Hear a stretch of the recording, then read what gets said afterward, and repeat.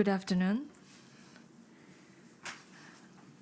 I'd like to declare the opening of the UN Decade of Ocean Science ECOP Japan Symposium. We are delighted to have such a large number of audience who came despite a busy schedule. We are meeting here in our foundation building in Toronto in person at the same time. The symposium is available by live streaming on YouTube. And also, the video streaming accompanies subtitle. Therefore, you can access through the link that appears in the bottom of the screen if you wish to listen to different language. Let me introduce myself. I am Morioka. I am the Chief Researcher of JAMSTEC as well as the Coordinator of ECOP Japan. Before opening, I should like to invite Dr. Sakaguchi, President of OPRI SPF, to give us the opening remarks. Now over to you.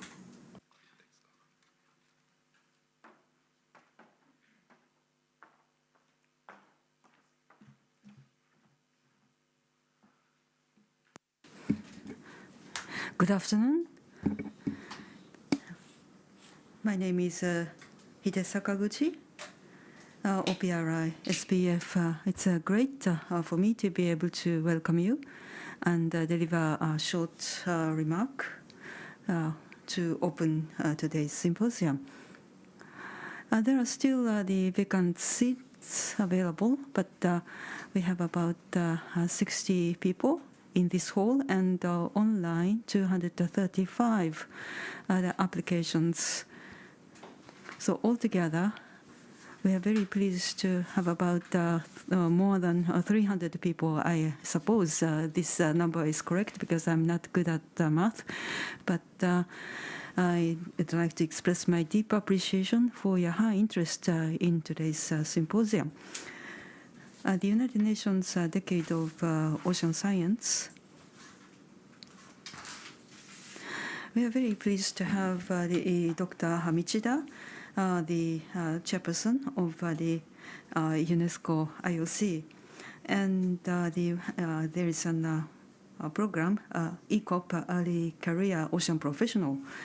So ECOP is under this the Ocean Decade. Please raise your hand if you know the UN Decade of Ocean Science. Well, unfortunately, not 100%, but so, as I said, ECOP stands for Early Career Ocean Professionals.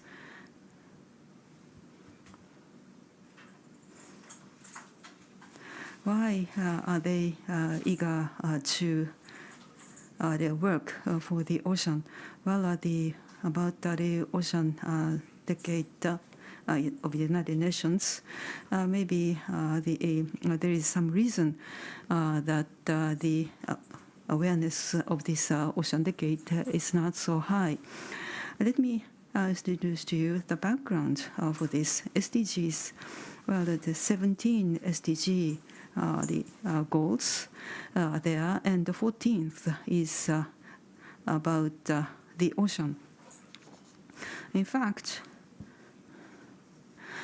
I think everyone should know what is the sea or what is the ocean, but what lives in the ocean, and what's the role of the ocean, and what's going on in the ocean, and what will the ocean in the future look like? Well, according to some professionals' estimation, the humans know only about 10% of the ocean. That means that the 90% of the ocean is yet to be known to the humanity. So, given such a wide area of the unknowns, can we know, can we do something sustainable for the ocean? That was the argument within the United Nations. So the 14th, the Sustainable Development Goals, is believed to be most difficult target to achieve. So that is why, against the International Intergovernmental Oceanographic Commission, or IOC, decided that the process should be accelerated. Otherwise, until the SDG goal, the year's end in 2030, the awareness about the ocean will not be raised fully enough, sufficiently enough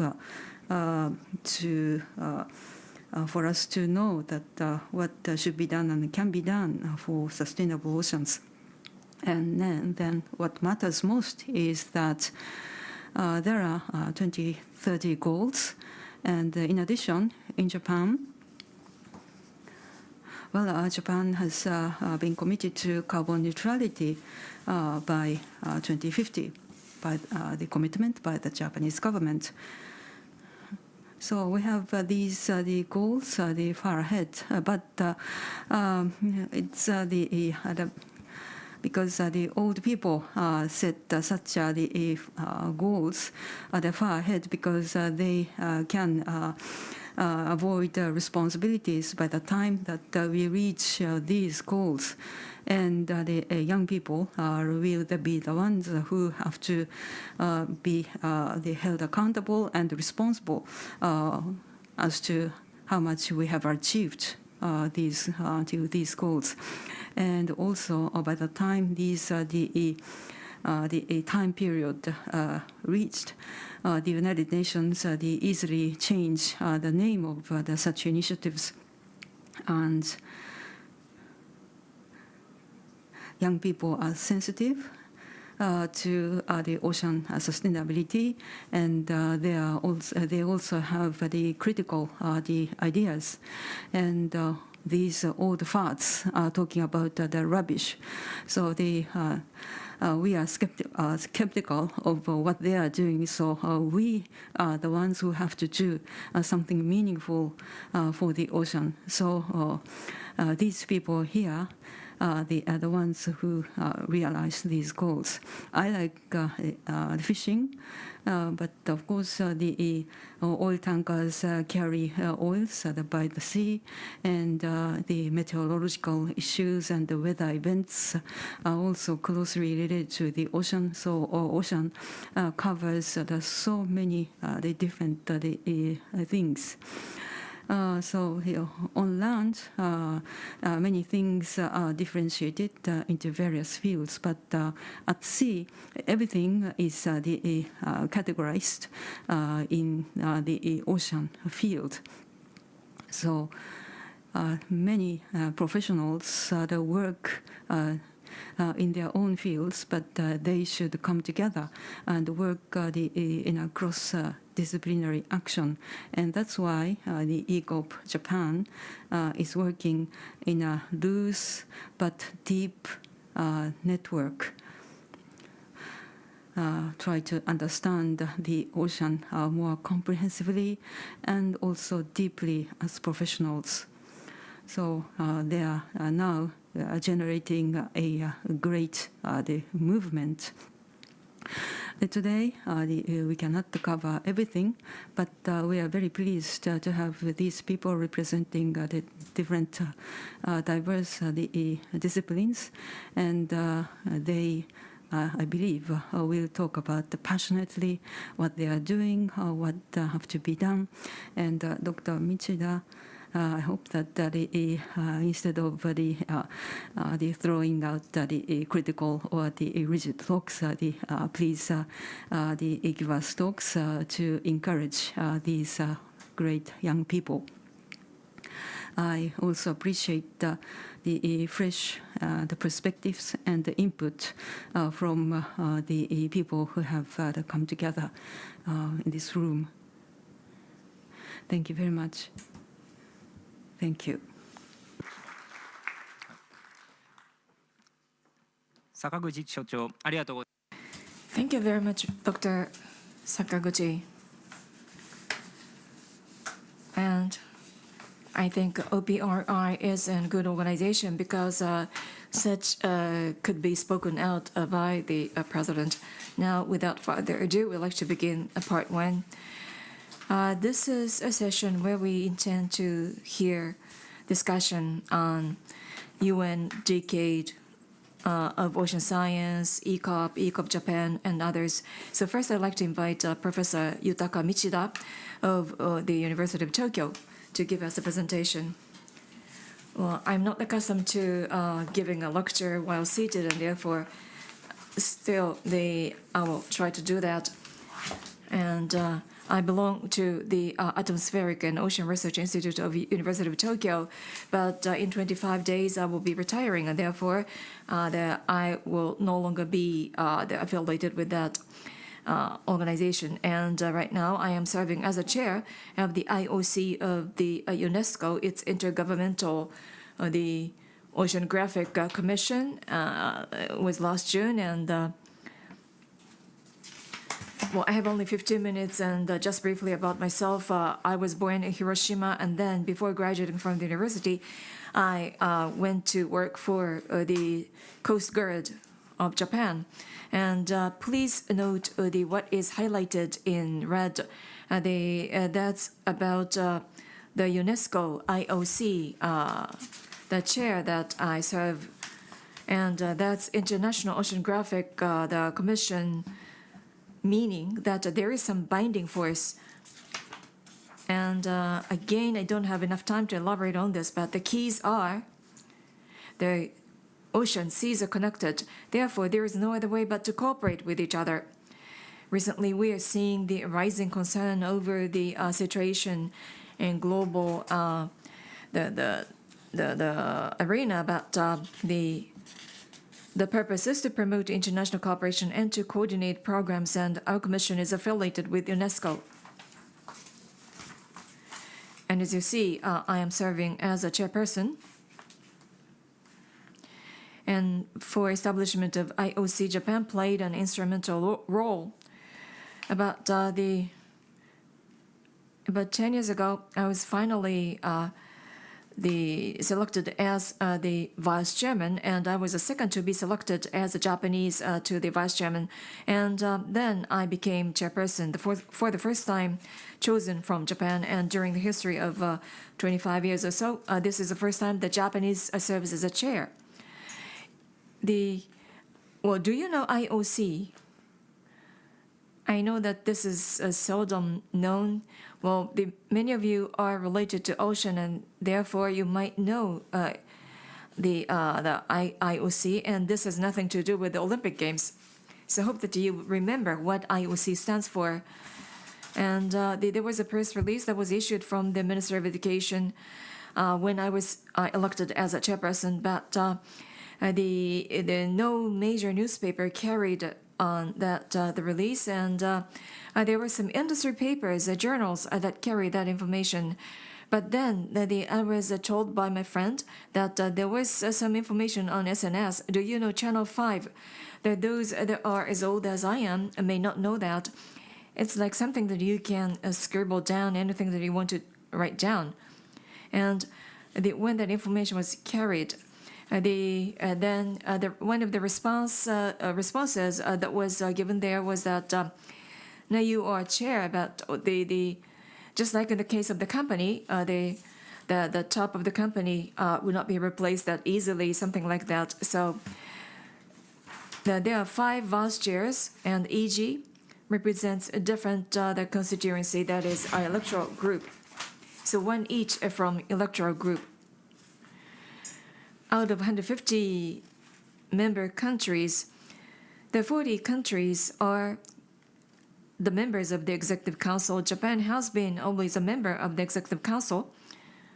And because this is about the oceanography, geopolitics, and some complication out of that may not be often discussed, but of course we cannot dissociate ourselves from the geopolitics. If you take a look at the members in EG2, Romania, Ukraine, Bulgaria. And this is the first time that Russia is no longer in there in the history of 60 years or so. That this is the first time that Russia was no longer included in the Executive Council. That's because of the geopolitics. The purpose of the IOC, well, this may be taken for granted: healthy and sustained ocean ecosystem, they make it safer, and so on. in the past 20 years or so, one of the major tasks had to do with the climate change, because ocean is playing a crucial role in view of the climate change, and therefore IOC should be in charge of the climate change whenever it is related to the ocean. Now talking about the decade, UN decade, Dr. Sakaguchi already explained about the background. This is a reflection of the sense of crisis in 2015 when the SDGs were defined. Right after that, at UN level, this assessment started about the impact onto the sea. And then it revealed that there is such a limited the investment made into the ocean. In fact, only 2% or so of the science and development related funding has been allocated to ocean. But the sea is so vast and big, and no one or any creature for that matter cannot live without the sea. Yet we are not living at the sea or living in the sea, and therefore the in do nothing scenario, SDG 14, that will be left unachieved. So that was a kind of the sense of crisis. You know the key word there. Nobody's left behind. On the other hand, it is the ocean that could be left behind. Therefore, in 2017, at the time of the UN General Assembly, as you can see in red, it was decided that 10 years from 2021 to 2030 should be defined as the UN Decade of Ocean Science for Sustainable Development. That declaration was made in that year. And when it comes to action plan, that is up to the IOC to work on that. And this is a plan that we have formulated. And based upon that, since 2021, the UN Decade of Ocean Science started. There are 7 targets that are defined, or 7 societal outcomes. I'm sure ECOP, the person might discuss those outcomes. And there is something else that's about the value of the ocean. I'm sure this is also going to be discussed, but including that, 7 plus another societal outcomes that we should focus more on the ocean science during this 10 years. And when in the middle, the box contains those 7 outcomes, and then you see those 10 challenges. I will not read them out. In order to work on those challenges, or rather, by working on those challenges, we should achieve those 7 outcomes, and there will be scientists, researchers involved. In addition to that, we need the commitment by the governments, and therefore, in the action plan, member countries should also establish their national committee on ocean science, and thus in 2021, ahead of other countries, Japan established such an ocean committee. Dr. Sakaguchi and I are the managers, and we meet once a year. And recently there was this year's meeting. And about this national committee, the main purpose is to share information, because there is a diverse activities that are related to the ocean for ocean experts. What's going on elsewhere in the world, that's hard to know, and therefore, in order to achieve those goals in the UN Decade of Ocean Science, information exchange is extremely important. And although this is not directly related to them, on a regular basis, Japan should produce case studies, and then that will be disseminated around the globe. Now, where we stand in terms of the Ocean Decade Progress Report, on the left top, you see the number of participants here, and 4,500 ECOP members. I don't know to what extent this is accurate, but as of now, it is said to be 4,500 ECOPs. We want to double or even tenfold increase, because 2030 is the target year of UN Decade, but in fact, activities should continue even beyond that. because it has to be the sea that we are going to cherish forever. Therefore, of course, people of a generation would work hard, but hope that the young people would join us in this movement to protect and cherish the sea that is valuable to all of us. Twice a year, the call for action is issued.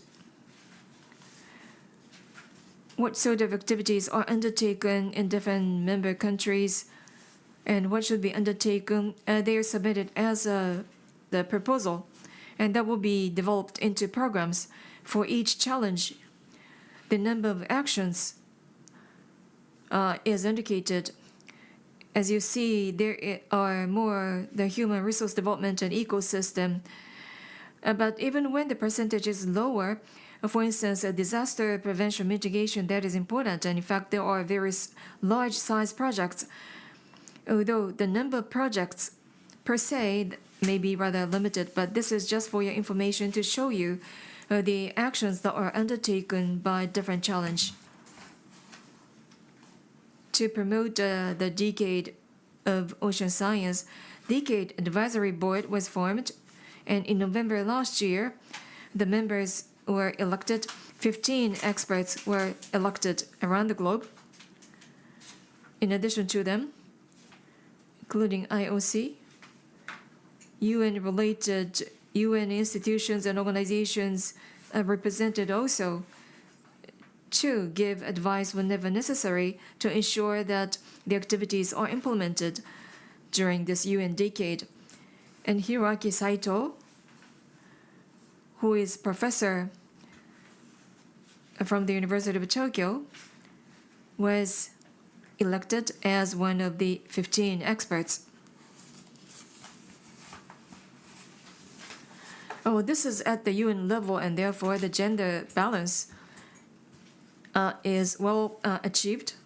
And the ECOP generation, in fact, the 3 out of 15 are ECOP generation people.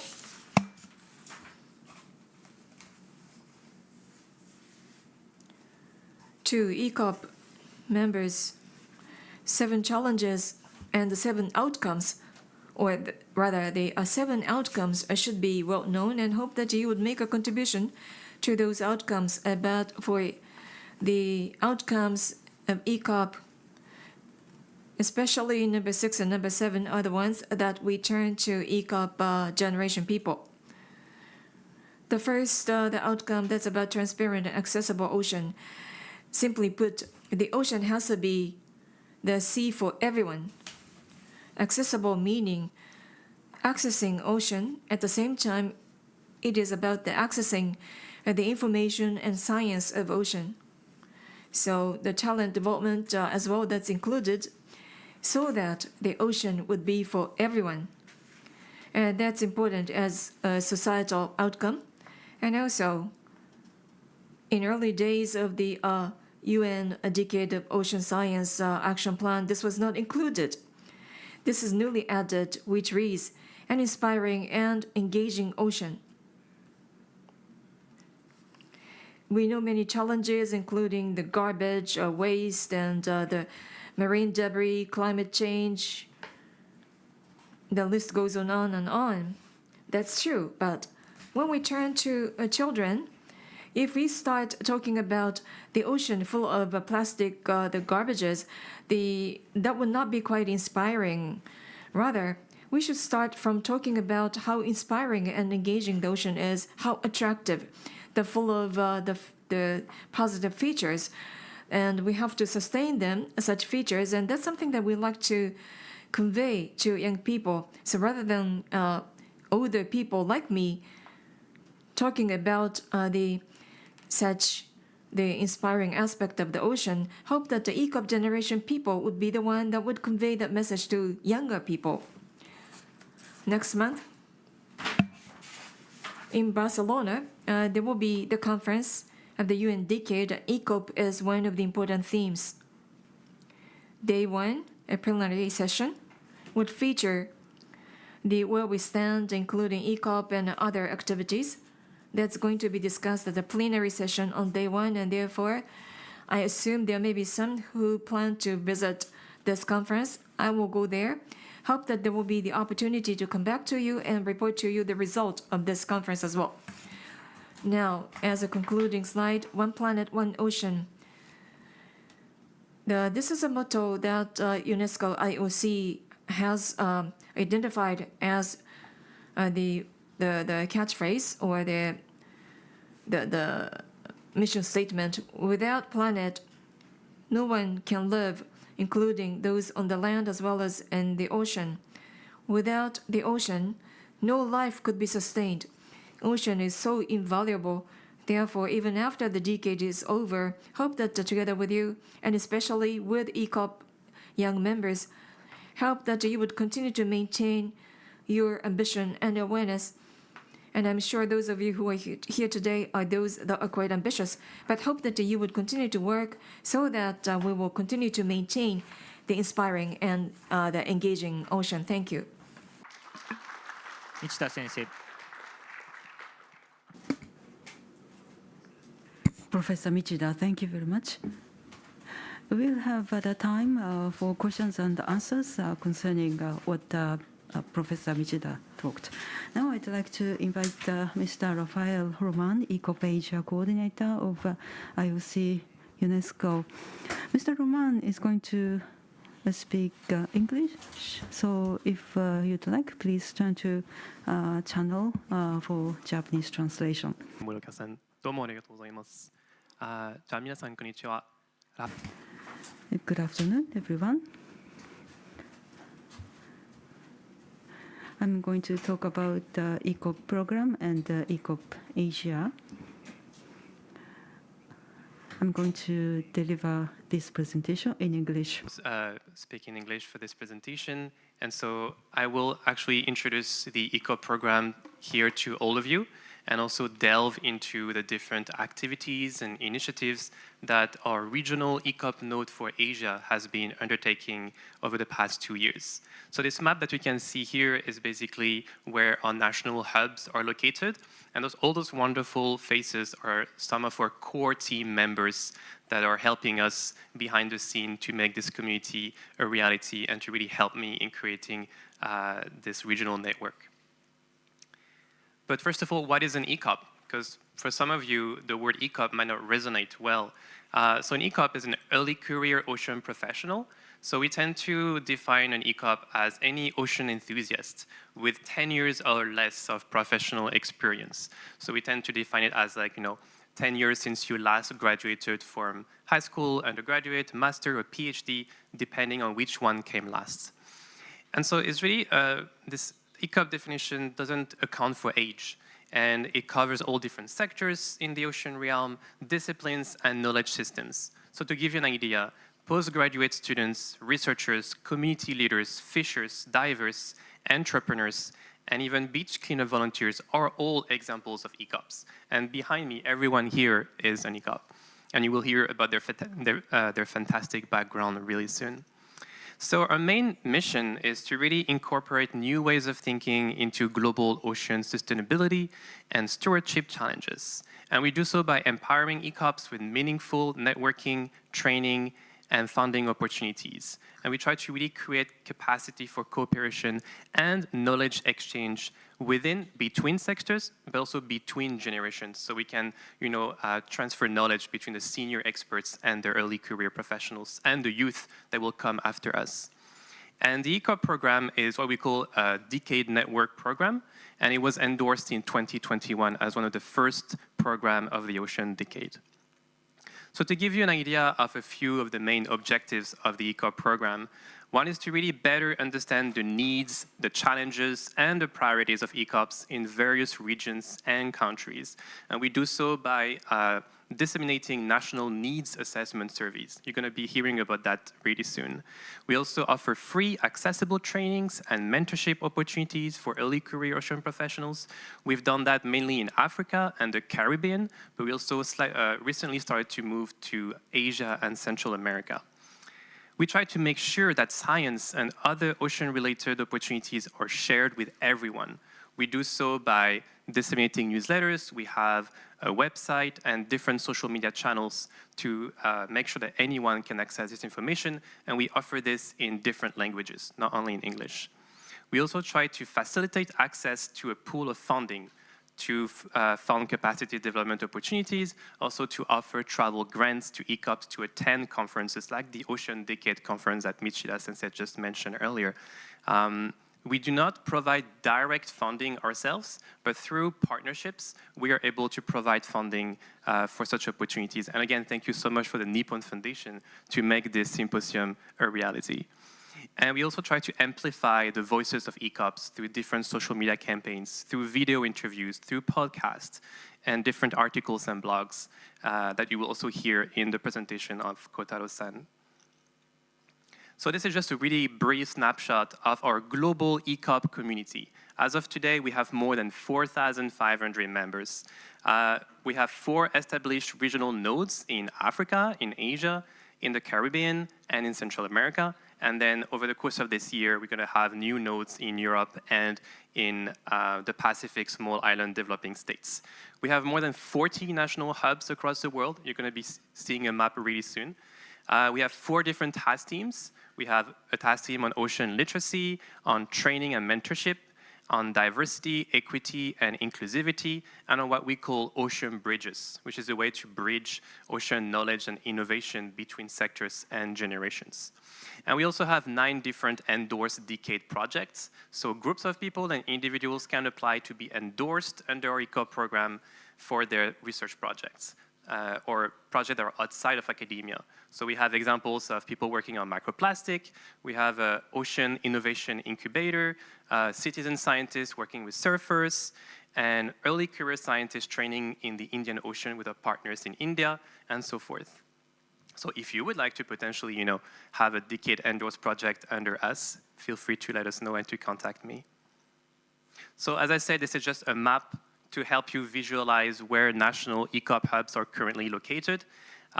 So the legend, everything that's red is basically any ECOP hubs with a structure.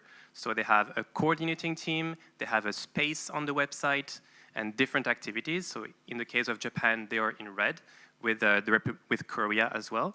And then in yellow, mostly in the Caribbean and Central America, are nodes that have at least one coordinator or one focal point, but they may not have the same kind of structure that other nodes have. And everything in green is things in the pipeline. So national hubs that will plan to pop up and be launched really soon. I'm going to be talking about those national hubs in Asia in the next few slides.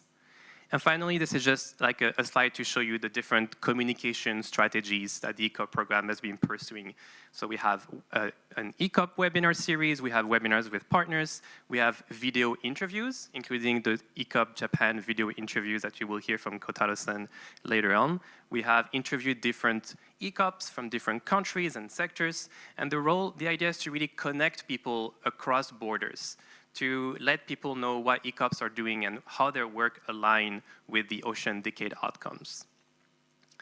So now let me delve in more into the ECOP Asia community that we want to be more action-oriented this year. So this is a big slide. I'm going to go through each of the different items one by one. The first one is really our reach.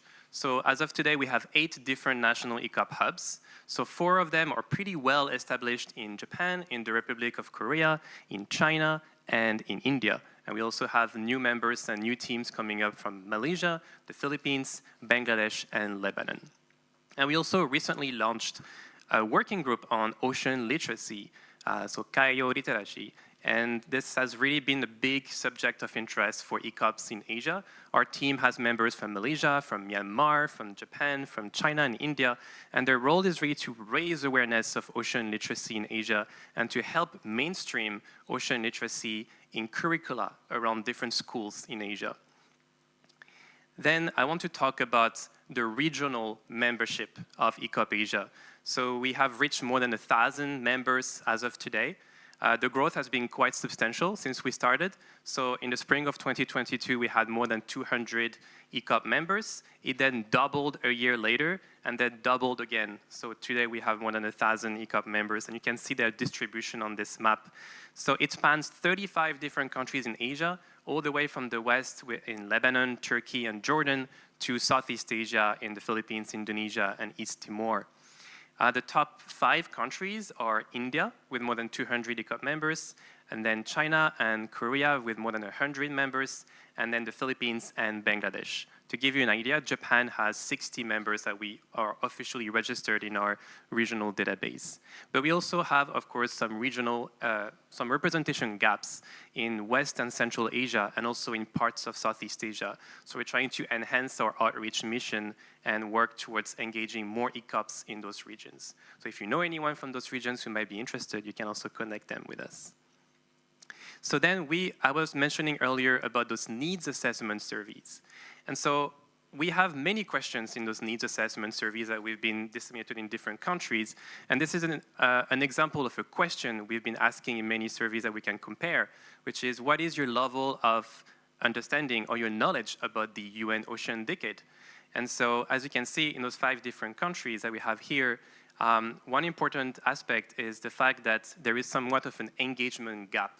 So in all countries we surveyed here, most people have read or heard about the Ocean Decade, but they have never participated in any activities of any sort. So there's really a need for us, the ECOP program, and for the Ocean Decade community to help engage them better in this Ocean Decade framework, because ECOPs really want to do something, but they don't know how to work towards that. And there's also still an awareness gap, where some people, even though we are in 2024, still haven't heard of the Ocean Decade, so it's also something for us to work more towards. Then we have published 6 different reports since we started. So those reports have been offered in multiple languages. So the ECOP Japan report will be published really soon, offered in Japanese and English.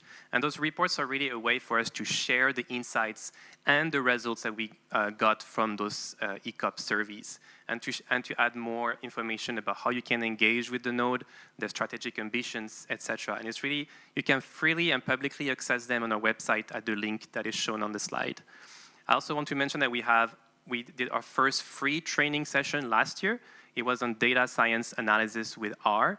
So this was really a collective effort. We have 500 different applicants for this course, and only 60 could be selected. And we tried to have an equitable representation between countries. There's really a need for some countries, for example, in China or in India, to have their own training courses. And so based on our surveys, we identified some key topics for future trainings this year. So potentially on marine pollution, on the blue economy, and also the ocean climate nexus. But really the idea of engaging with the ECOP community is to build a strong sense of community and a strong sense of ownership.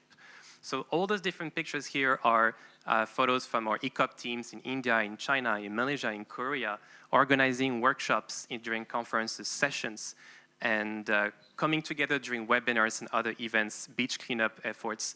And that's really to give you a sense of the community that we have in Asia and the benefits of engaging, regardless of whether you are undergraduate students or postdoc or professors or someone working outside of academia. There's always a place for you to engage, learn, and network with others. Finally, I really want to go briefly on that, which is the 2024 strategic ambitions for us. So we want to, of course, accelerate the development of national ECOP nodes in Asia. We have an internship scheme that has been very successful, but I want to focus on those 2 different aspects, which is to strengthen our partnerships for capacity development and funding purposes, and to release new tools to help engage our network of networks. So our network of networks has more than 20 different partner organizations with whom we work really closely in Asia. And we have identified more than 100 different ocean stakeholders. And so our idea basically is this year, so this is a pilot project or a proof of concept for an interactive map we plan on publishing on our website, where anyone can know who is doing what and where. So that, for example, if you're interested to know who is working on coral reef restoration, you can find them using this map. And then we can fill gaps and try to see who is missing. And that will be a great resource for ECOPs to kind of know what kind of NGOs, what kind of departments in academia or in government work on particular topics of interest, but also to facilitate collaboration between organizations. So I hope that here all the organizations that are represented in this panel will also have their spotlight on this map. And you could actually filter this map according to the country, the sector, and the topic of interest. So that's something that we're working hard to publish later this year. And so before closing, I just wanted to thank you again for coming to this symposium. If you have any questions, you can send us, you can contact us at this email. And if you want to get involved and to learn more, you can scan those QR codes. The one on the left is to subscribe to our newsletter. It's a really short form, less than 2 minutes, and it goes monthly. And then we also have our ECOP Asia webpage for you to consult. And we have all those different social media channels. So if you want to learn more about us, if you have an account there, please connect with us. We would be more than happy to start collaborating together and see how we can get engaged regardless of where you're coming from. はい、ありがとうございました。Thank you very much. Thank you very much, Mr. Raphael. We'd like to ask you to answer the questions later. Now, we'd like to ask Mr. Tanaka Kotaro of Sasagawa Peace Foundation, OPRI. Thank you very much for your kind introduction. I'm a young generation of the researchers with the Sasagawa Peace Foundation. A UN decade of, ocean science was talked about, and I was given a very kind introduction by Raphael-san. So I'm going to talk briefly about our activities here in Japan. And lately we did a questionnaire survey, so we'd like to give you the results of this survey. ECOP Japan, Symposium webpage.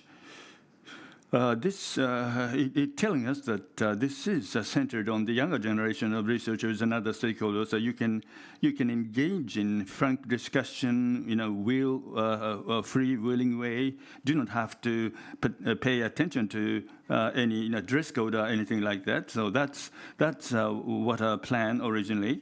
And not just online, attendees, but those attending this session in person. I think you can have lots of questions to ask. Don't feel free to anything, even minor questions. Okay, ECOP Japan. This is the shrine of the Tsukushima Shrine. This is the logo of the trademark. I can talk on and on why this was selected as a logo. Firstly, I'd like to talk about nothing religious. Tsukushima Shrine is, embodiment of the marine, goddess, and ECOP Japan. What we'd like to appeal, make an appeal to the outside world. The ocean is where the gods or goddesses reside, but also we fish from the ocean, and ships go on and go, traverse the ocean. So this is the very holy place, but also we play in the ocean. We also do fishing as well. So that's the mindset we as a Japanese have. So this is something we have to disseminate the knowledge on this as Japan. So that's why we are using this as a logo mark. Now the purpose of ECOP Japan, as was mentioned by Mr. Sakaguchi, Dr. Sakaguchi, we'd like to establish a very, weak link of network, cross-sectoral, organization about the ocean. So we'd like to, form a bridge where there used to be no bridge at all. So we'd like to expand the network. So this, network with latitude. So if you, work out a very strict rule, your plans, a limited number of people come together. So we stay away from that sort of thinking, and we'd like to create a network with weak linkage so that we can accommodate more and more people coming into this network. A lot of people are very active, playing a rather big role in society. So in consideration of all of this, I think we've come up to this idea of loose linked network. So this is why this is the rationale. We use the weak link network.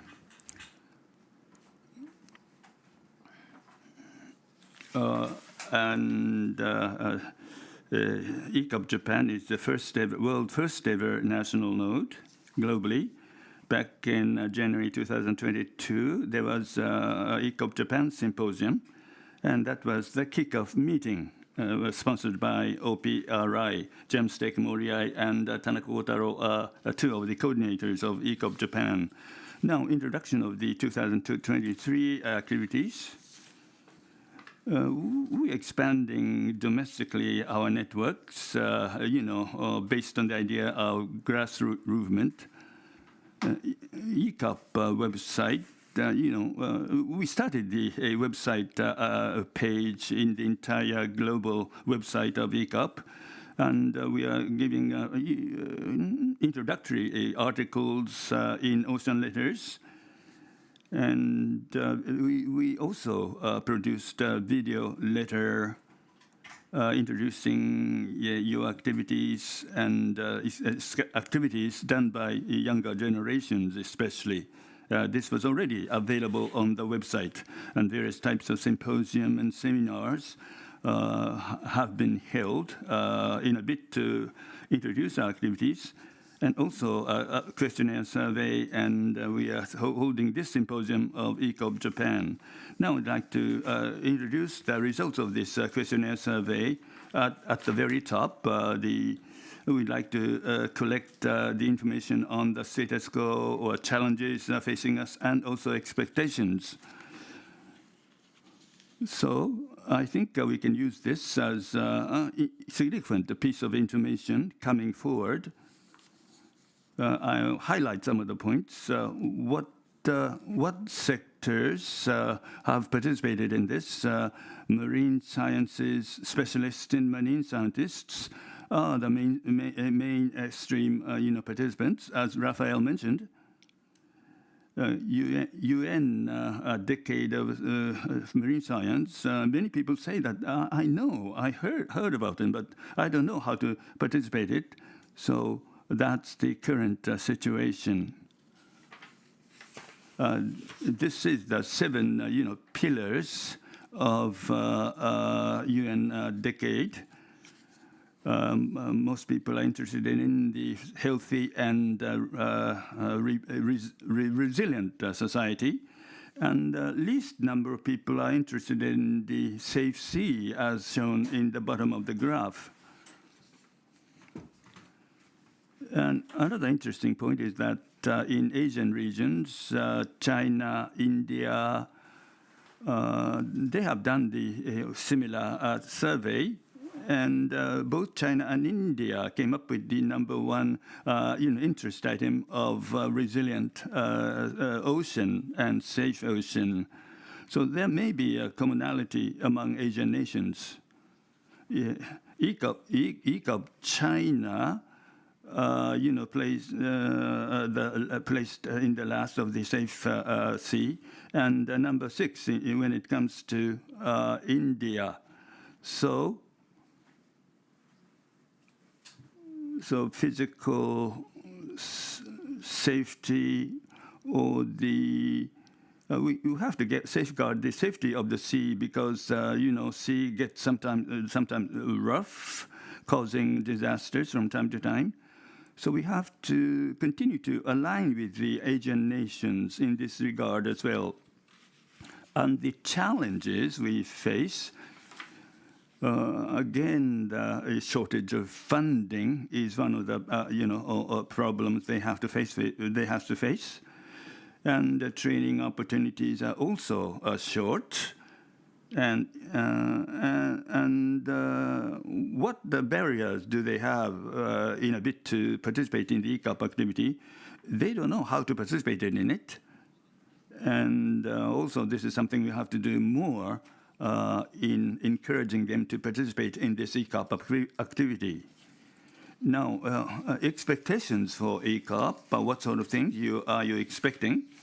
Well, webinar conference, video conference utilizing webinar, we have heard a lot of requests for that.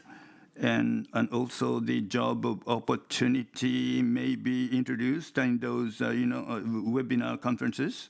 I think this is a very interesting aspect of the questionnaire survey results. Now, going forward, we'd like to, expand ECOP exchange activities outside the realm of academia. And also we have to dispatch, telling more about our activities or ECOP itself, and also not just in metropolitan areas, but in other areas, the ECOP activities should be done. So we have to do more in the area of outreach. We have invited, other local, rural areas from Niigata and others to participate in this seminar. And also, we'd like to, disseminate knowledge on what Japan has been doing. And we, ECOP Japan, may be acting as an, touchstone whereby various activities, both in Japan and overseas, will be promoted. So that's another area we have to do more. So information dissemination, in terms of information dissemination, we are already done the opening the account. The purpose of ECOP Japan is to expand the network, a very loose network, and questionnaire survey enables us to collect information and think about future, tasks. Going forward, we'd like to collaborate more on the overseas ECOP organizations. Also, the ocean and the young professionals are the common denominators. So we have to utilize these two ideas to form a very excellent bridge. There is strength in weak ties. There is a theory already in place. A lot of opportunities of employment have been provided by the weak ties organization. So we are aiming to establish this weak tie organization. This is a quote from a certain film. When in times of crisis, when faced with the crisis, the wise build bridges while the foolish build barriers. So this is the current situation we are facing. We have to bridge. We have to build a bridge where there used to be no bridge, but we have to build a bridge in the first place to create a network to follow later on. Thank you very much. That's all I have to say now. Thank you very much, Mr. Tanaka. We have a question and answer session later on. We'd like to break here for 5 minutes. 50. So we'd like to resume the session by 1:58. So we'd like to take a 5-minute break.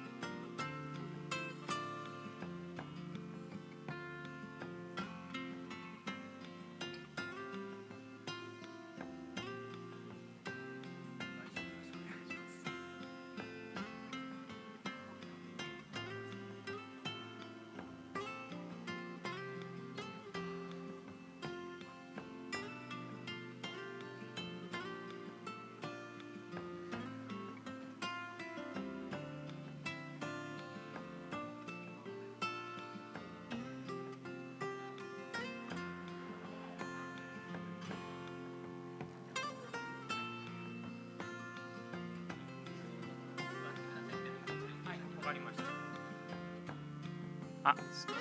それではですね、第2部の方をPlease come back to your seat. We'll now begin part 2 of today's program. We're going to have the ECOP members in Japan representing various sectors and their regions, introducing their own activities. First, Ms. Kinjo, representative of Manatee Incorporated. Thank you very much. I'm from Okinawa. My name is Okinawa. I'm very pleased to meet you today.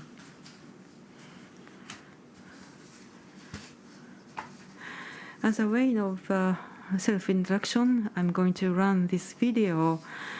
I run a company which produces sunscreen that doesn't hurt corals. In 1915 and 16, I started crowdfunding in order to develop and sell such sunscreen. At the time, Okinawa was in a tourism boom. I was born and grown up in Okinawa, and as an Okinawan, I was stunned by the surge of the number of international tourists. And the tourists they have easy access to the corals in the shoal, the shallow water areas, and the corals are stamped on by the visitors, and then we saw a lot of the disappearance of such the dense the coral, the vegetation very rapidly. Instead of the consuming corals in such a way, we'd like to keep and nurture corals in a very gentle manner, and that's why I developed the sunscreen which doesn't hurt corals. In a way, I jump some topics that the humans have the strong desire to be loved or to be respected, but at the same time, people want to have a strong desire to make contributions. You are ready to give your seat if an elderly woman come in front of you, but if your offer is turned down, you will be shocked because your desire to make a contribution is denied or is rejected. But on the next day, if you encounter the similar situation, you become more hesitant to offer your seat to an elderly person in front of you in a public transportation.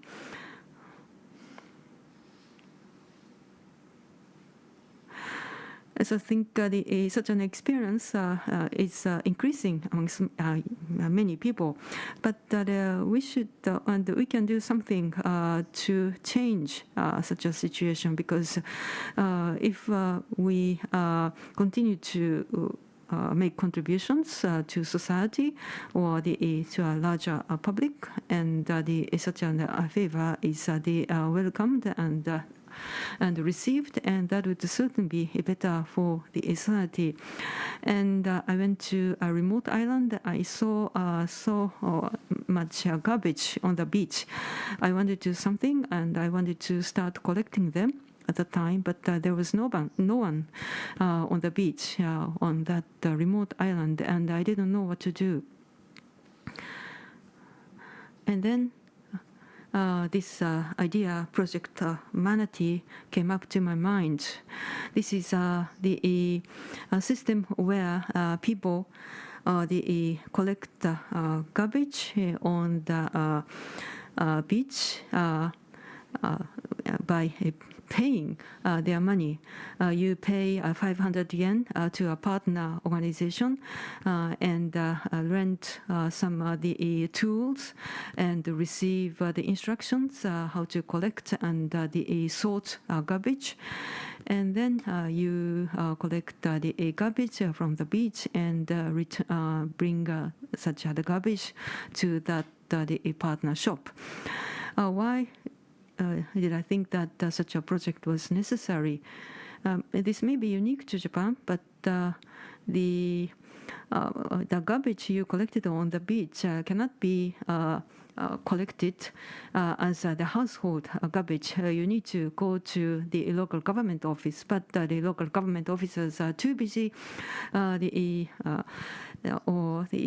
because and they want them to come to the local government office and fill in some of the official format and also apply for some tools. And there are many people who are kind enough to collect money, but they don't bother to sort the collected garbage. And then such a garbage brought to a local garbage collection site, but that's the end. Somebody needs to sort such the garbage before being disposed. So it's you see such a garbage as a result collected as a result of the kindness ended up in a source of nuisance. And so this is the garbage is a huge problem in many parts of Japan, and everyone can and should take the action even as a small step for the environment as well as for the benefit of the tourism. And our partners local businesses, local governments, and tourism organizations, and cafes, and many others. There are about 100 partner organizations. And in order to make this program sustainable, in addition to the 500 yen program, we also organize the program to be part of the company trips and also the local educational programs. And the local people are trained to become the beach cleaning the guides. And that way, local capacity to accept the larger number of people can be increased. So this is an environmental perspective. So that's how we started. We now have many partners in various locations, and as a result, many people are now more willing to come forward and to be of help. And so they come to these places as tourists or the visitors from outside, but they're ready to pay and work as beach cleanup volunteers. So this is a proof that many people are looking for such an opportunities. If we provide the opportunities, then they are ready to come forward. So instead of simply communicate some the project the examples, we provide our specific programs to various locations so that they themselves they can initiate their own actions. So this is a very easy to join action. So mindfulness in a scientific manner or the mental health. So I think what we are doing is related to such a scientific fields. So I hope that they will be able to see good results in such disciplines or in areas. And I hope to develop partnerships with people working in such the disciplines as well. So that we can deepen and share more results widely. Thank you. はい、金城さんどうもありがとうございました。Thank you very much, Ms. Kinjo. Next, from Mitsui OSK line, we have with us Kazura Koda, who is the team leader of the Carbon Initiative team or Carbon Project team. Now, Ms. Koda, please. I am Koda of Mitsui OSK line. My presentation is entitled Healthy and Resilient Sea. But before that, I'd like to briefly introduce our company. Over 140 years, we have engaged in different kinds of the projects, businesses centering around the sea. And myself, I joined this company because I love the sea. But what I'm doing today is different from what I was originally working for. And as a background to what I'm doing right now, the of Mauritius, the container that we chartered,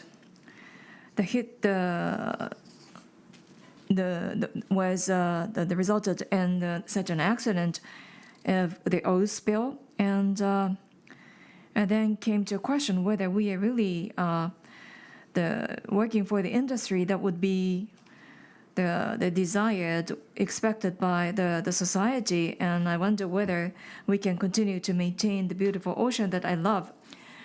And then I came to realize that there was a suggestion system that was available inside the organization, and I decided to post my suggestion. And key of my suggestion was about the blue carbon. I'm sure many of you know about blue carbon. That's about the seagrass, mangrove, and the wetland for capturing and sequestering the carbon dioxide.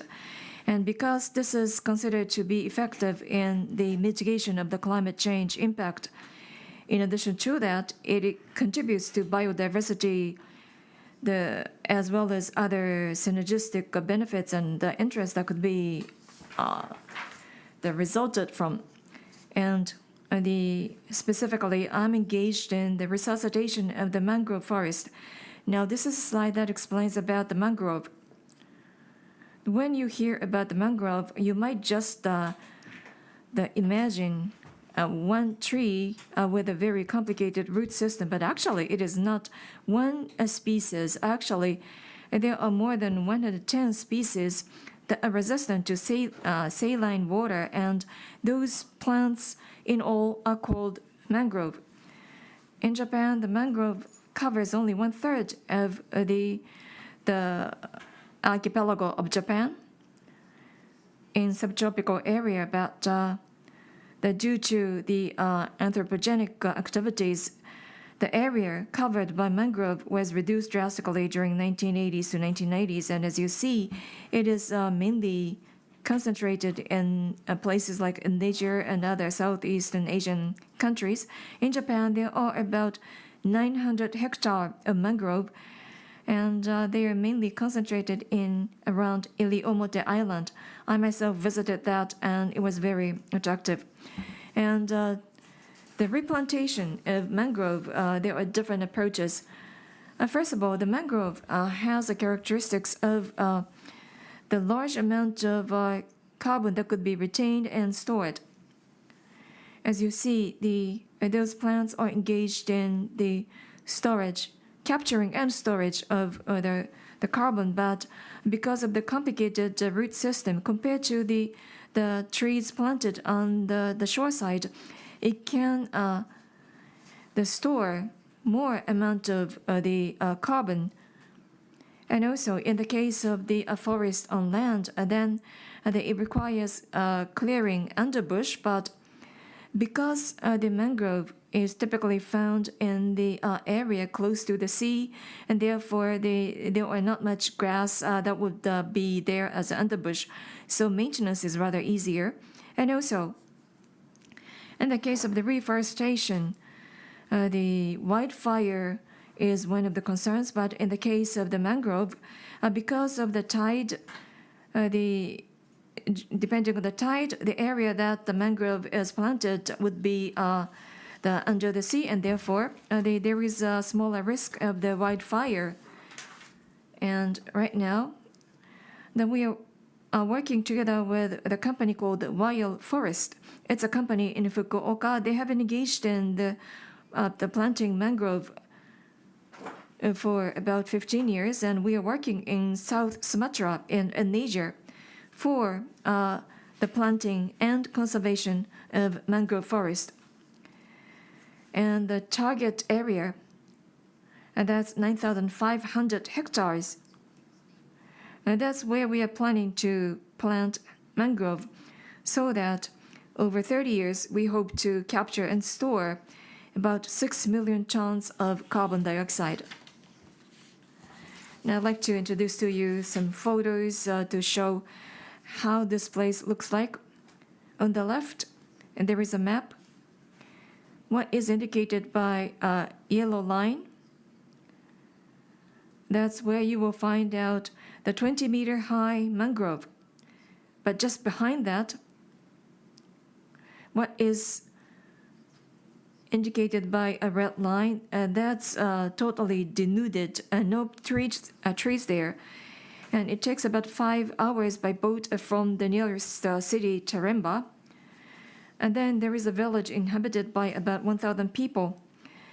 And they are living alongside the coast of the river, on both sides of the river, in the house with an elevated floor. And we are working together with the villagers of those of the people living there. And as you see on the left, you see the amazing, the large mangrove trees. I wonder whether you can see myself in the center of the photo. They are 20 meters or even higher, and that's something you cannot see in Japan. When we started this kind of project, we were more focusing on planting new trees, but given such a the amazing the mangrove forest, I became also interested in the handing over such the wonderful the natural resource to the human generation. Now on the right, and due to the human activities, water circulation changed, and as a result, at the back of the forest, no trees are found there. And that's where we want to plant mangroves. About the specific activities that we engaged in, together with the villagers, there is a association that was formed, and they are the ones that would help us planting trees, starting from harvesting seeds and then plant them. We work together with them, and in the village,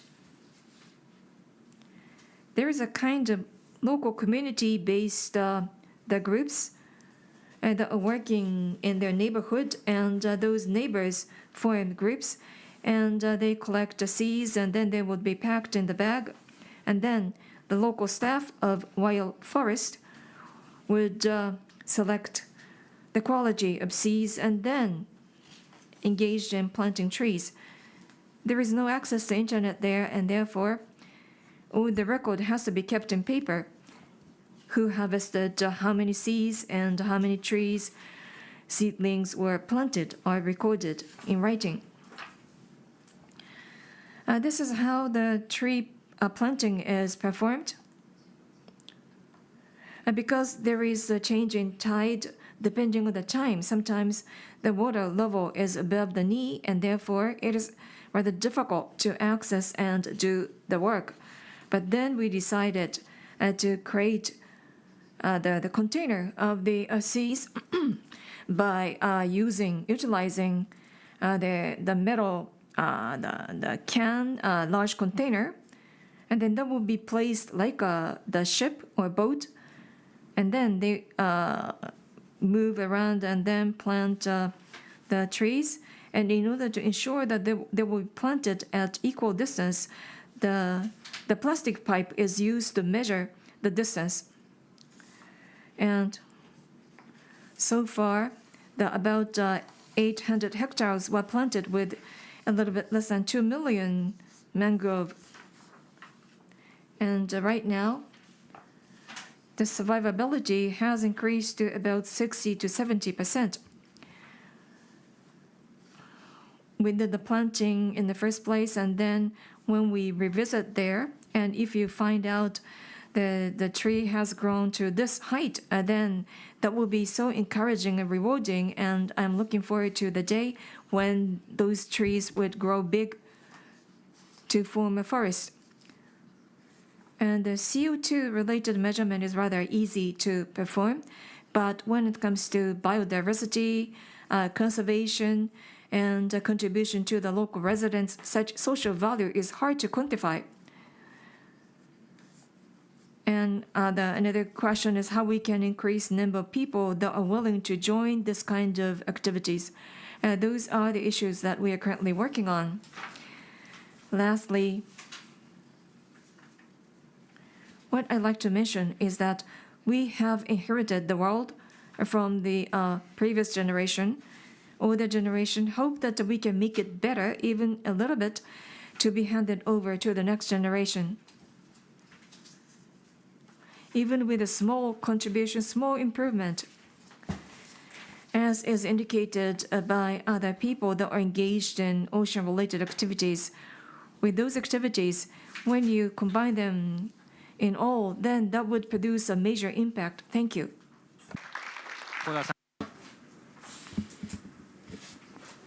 Thank you very much, Ms. Koda. Now we'd like to have Mr. Tatsuya Sato of Zako Club.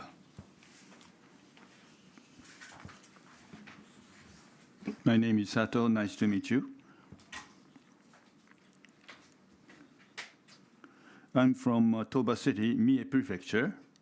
I used to be a researcher on the environment of freshwater fish, but I was employed one time by the Marine Museum, and I'm wearing lots of hats by underwater cameraman and fishermen.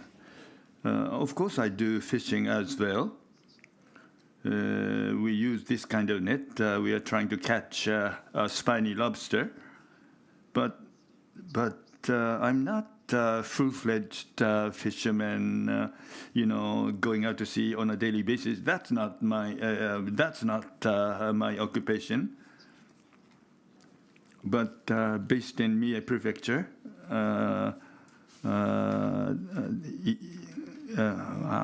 Since I was doing fishing, and I'm able to do lots of research based in this area. And as of today, little efforts will not solve anything. Spiny lobsters will disappear anytime soon. We can do some conservation work, and I'm part of the preservation work as well. But half-hearted measures do not do anything.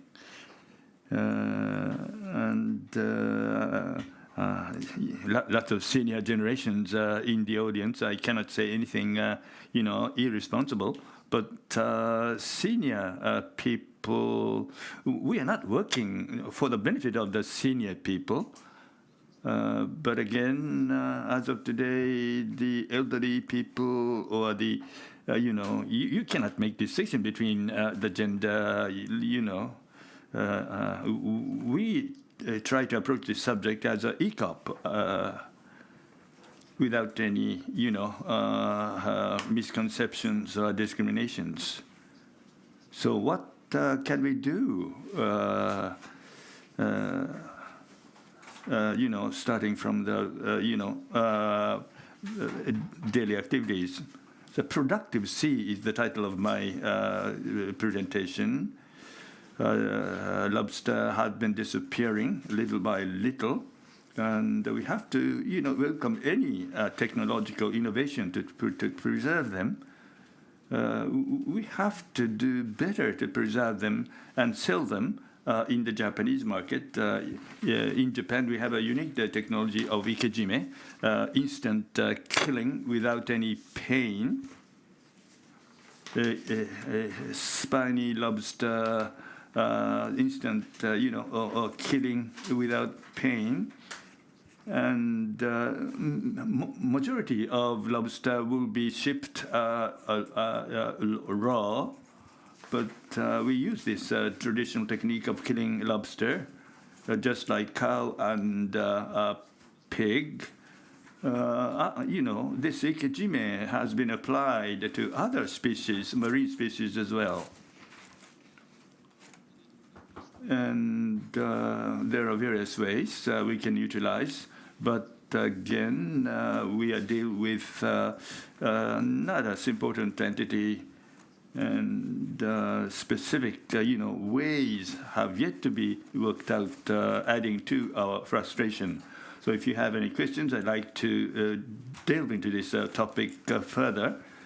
So I think this ikejime technique should be utilized. And also, I'm based in Toba, and I do fishing. Why are I doing this?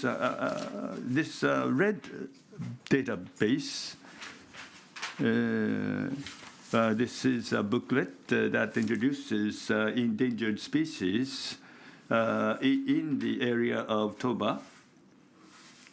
We produced this book in last August, and this booklet is available on Amazon with the stated price on the screen. So we have to make some sort of approaches to the sea. We have to do something to enjoy the fruits of the sea, or we have to make some compromises along the way. But this is not entirely for the preservation of the species, marine species. Some of the booklets introduces endangered species in a bid to protect them, but this is not that sort of book. We are explaining the cultural background of fishing and what we used to do in the past, and other marine creatures other than the endangered species are also introduced in the booklet. Suhama, a very calm, a beach, and Araiso with roaring waves hitting the rocks. So what I paid special attention to in producing this book, this red data book, the members who are the authors of the book, 13 of them, 70% of the young generations. Some of them are younger than myself, a student, and of the same age, a little bit older than myself. Of course, we asked them to participate in this creation of the book, even in those people in the 60s. So 70% are younger generations, but most of them are able to dive into the sea, so they can research the ocean in every possible way. So they are collecting raw data based on the first-hand experience. Some of the people have to do that, dirty, dulling work in order to get the hard truth. Some of them are mechanical engineering, and we utilize this expertise. So we created our own special tools to get into the very difficult to reach places. We've discovered very difficult to find items, I mean the species as well. But this is going to be available in April this year. and we are making this data, this book into incorporated in a database. So this is related to the United Nations effort. So this is the current situation of the Toba City Sea. What sort of fisheries products can we expect to see? So I think this booklet can be come in handy very well. Then I'd like to talk about my dream, my wishful thinking, to be more exact. I personally have a goal to work myself up to. For instance, in a quarry, sometimes a mountain. A single mountain will disappear because of the stone digging. But even if you want to planting trees all over, but that may be a tall order. So you have to form a bridge. You can enjoy accommodation in remote islands, and research institutions may be built. And some people can enjoy vacation in these areas. So various ECOPs ideas, wisdoms, expertise may be utilized to recover and rejuvenate the natural environment in this area. We have been exerted various expertise, utilizing various expertise to solve various solutions. So we'd like to increase the productivity, not just measured by the economic indicators, but we'd like to produce a different kind of values so that we can take another look at the economic value. With this, I'd like to conclude my presentation. Thank you for your attention.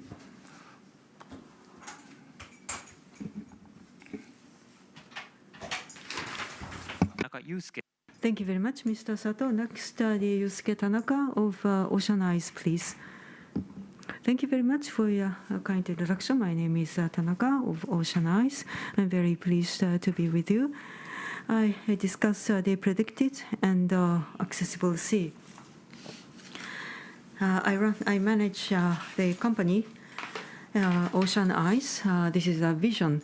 By creating a clean sea or transparent sea, we'd like to make a sea a place where people can take initiative for their activities. We can see only the surface of the sea, and we need to go out at sea in order to measure things. But in order for us to utilize the sea better, we need to know the sea much better in order to come up with how we can better use the sea.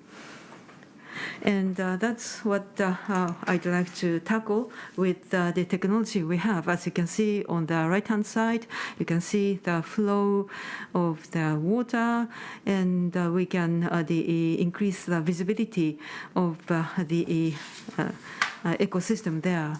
And this is the outline of my organization. I will not go into the details. This is not important today. But what matters here is that in a very roughly manner, the Ocean Eyes is the deep tech company making a contribution with the ocean data analytic technology. We have ocean simulation and image analysis technology at our core. So the organization came from a joint project of Kyoto University and JAMSTEC. with the ocean simulation, we issue the weather information of the sea, which I have been focusing in my career so far. This is related to what I'm talking about today. I predicted ocean. So this is the numerical model in order to produce the oceanographic the forecast. We use the law of physics, and simply speaking, we calculate and forecast the dynamics of the ocean. As you can see here, in our numerical model, we take into consideration the impact of the atmosphere, precipitation, air temperature, the humidity, solar radiation, and sea surface wind. In order to know how the water inside the ocean moves, we use equation of motion and also the temperature, salinity. For temperature and salinity, we use convection diffusion equation. So in a way, this the model is the culmination of what we have accumulated through our years-long research. So in a nutshell, we generate the weather forecast of the ocean using a supercomputer. Again, I do not go into the details, but what we do in our company is off the coast of Kanto region, is Ogasawara Islands here. It's about the 1.6 kilometer resolution. We use this model for the ocean forecast. So what we do is based on the highly scientific evidence and activities. And that way, we produce a predictable ocean. I studied the ocean up until the graduate school. And I believe that I learned that one of the objective of science is to predict. Of course, prediction is not the end, but in society or in practical world, what matters more is that what should we do with our prediction. So as you can see here, we predict day by day, and then we make available what we predict to general public. Off the coast of Chiba Prefecture, where mostly fishers use our information on this page. We are running and managing this site. We produce the analyze and process the ocean weather information in a way that is the more useful for our customer groups. There are many different needs. And here this is a model that simulates the coastal area in detail, and off the coast of the Boso Peninsula of Chiba Prefecture, Kimedai fish is the locally important species.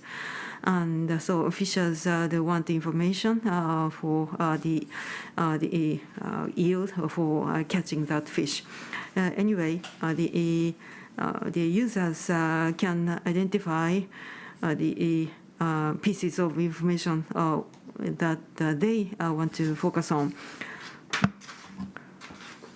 And the next step or the way forward is our issue in order to make the ocean more accessible. And there are three stakeholders, largely speaking, for our business. There are people directly working at sea, and people supporting sea activities on the ground. and including me. And the another group is the people who are indirectly related or involved with the ocean, advantageously or inadvertently, consciously or unconsciously. So we are providing data to fishers in order for them to locate the the schools. But how does it work? We alone cannot do ourselves by ourselves everything. So we receive information from people working at sea, and combining that data with what we have, we use AI and our core technology, such as machine learning, and this is our expertise. And outside green ring, we store our data. And we'd like to utilize such accumulated data amongst the various stakeholders. So how we can move this gray circle, that's our issue that we need to address. As I said, we collect information from our users, but in addition, we have the other a huge amount of data publicly available, and of course, the Japan Coast Guard they doesn't collect all information by themselves, and but also we can go to the Japan Coast Guard, and we go to the local governments, which they have a huge amount of untapped data, unused data collected from local fishers, and some data cannot be made available to the public. Local administrators, some local administrators cannot collect some information, but some information has been collected in the private sector. And so, but such information can be processed to be made public in order. For the details wouldn't be not to be disclosed unnecessarily. This concludes my presentation. Thank you. 田中さんどうもありがとうございました。 Thank you very much, Mr. Tanaka. We would like to take questions later on. And those the people that are listening to this symposium online, you can also send your questions remotely. Now I'd like to invite Mr. Ueno of Japan Life Saving Association. Good afternoon. As was introduced, I am Ueno of Japan Life Saving Association. My presentation is about Safe Sea. First, self-introduction. My main activity is life-saving. What kind of life-saving activities do you associate with? I guess this is a typical perception that people might have, wearing a yellow T-shirt, and in case of emergency, he will rush to the sea and help and save the people there. And in fact, the major mission, actually, the primary focus is to prevent the incident. The rescue activity actually means the failure of activity.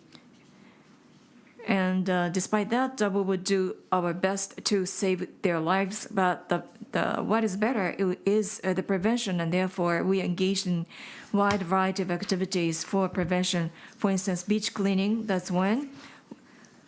For instance, there could be the broken glass, the fragments that may be on the beach, and that could hurt the people. So to prevent the incident like that, that's one.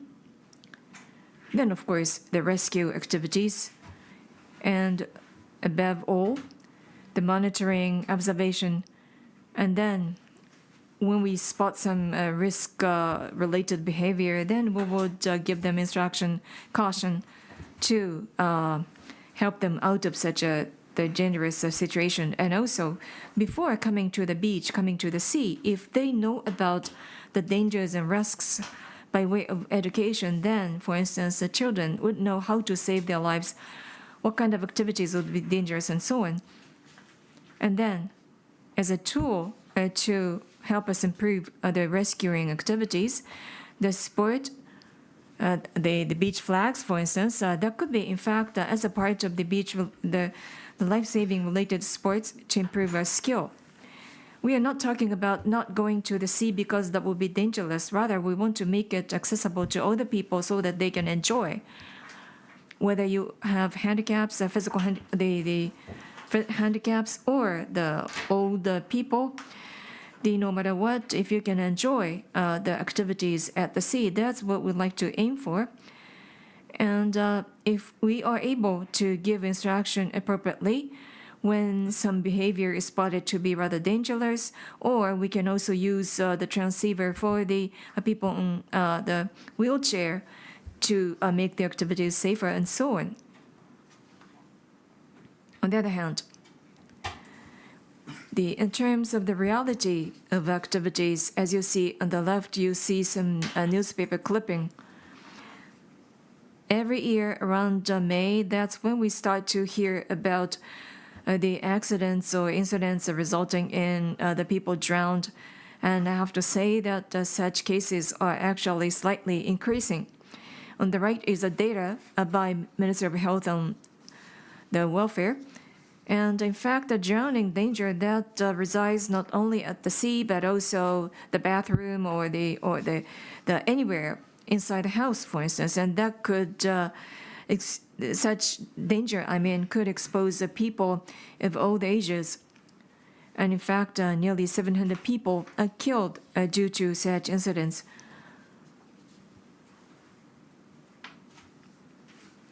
In fact, the number of such casualty is not what we should consider most. Rather, what I mean is that even one person is killed, and then that is considered as a disaster. And therefore, to all of us, that is the agenda to make the water safer for life and other activities. And on the other hand, if you take a look at the life-saving activities, this shows the number of cases when we went to rescue the people that were still maintaining the conscience, and then it may be rather difficult to see the line. That's about the number of people, and then the bar graph that shows a number of people that were actually saved. The 2,000 to 3,000 people were rescued in an operation before pandemic, and then after that, the number of people coming to the beach dropped. That is why the number of people or the cases of involving life-saving dropped. Despite that, the number of people that will be killed by water accident incident is on a plateau situation, meaning that not only during summertime, but even in the wintertime, there are such cases as well.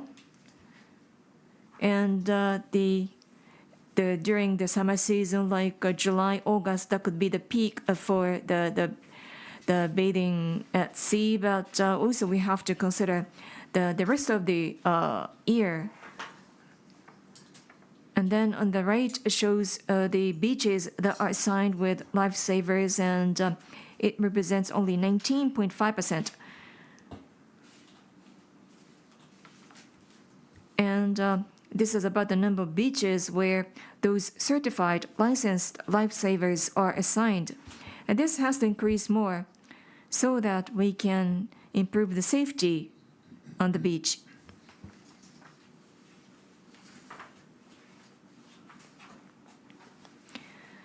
Now, coming back to what I was talking about, do you think the beach would be safe as long as beach savers are there? I don't think so. First of all, if there are no people on the beach, then there is no need of life-saving. So if there are more people that will be on the beach or at sea to enjoy, then we have to make sure that they can do so safely. So in the context of the theme of today's presentation, that is safe sea, what I mean is the safe sea that anyone can enjoy, so that the sea would be utilized more safely, more actively, and that leads to the people's, the adding value to the people's life. So, of course, we have to explain about the danger that will be associated with those activities at sea and on the beach, and also we have to, at the same time, to create an environment by assigning more lifesavers, and also to prevent the people accessing the dangerous areas, for instance. Sorry that it is rather difficult to read. To realize such sea, is it just lifesavers and the government that should work harder? No. In fact, this requires involvement of all the people. Take, for example, the accident incident prevention. And the prevention is about the prevention of the incident in the first place, and then the prevention of the recurrence. That's another story. In the case of the prevention of the occurrence of such an accident, you see in the bottom, that's ideal a beach. That is, the users there know about the danger, know about the situation on the beach, and then they can take actions, behaviors that would protect them. And then, of course, lifesavers are there to help them and rescue them in need of, in case of such a need.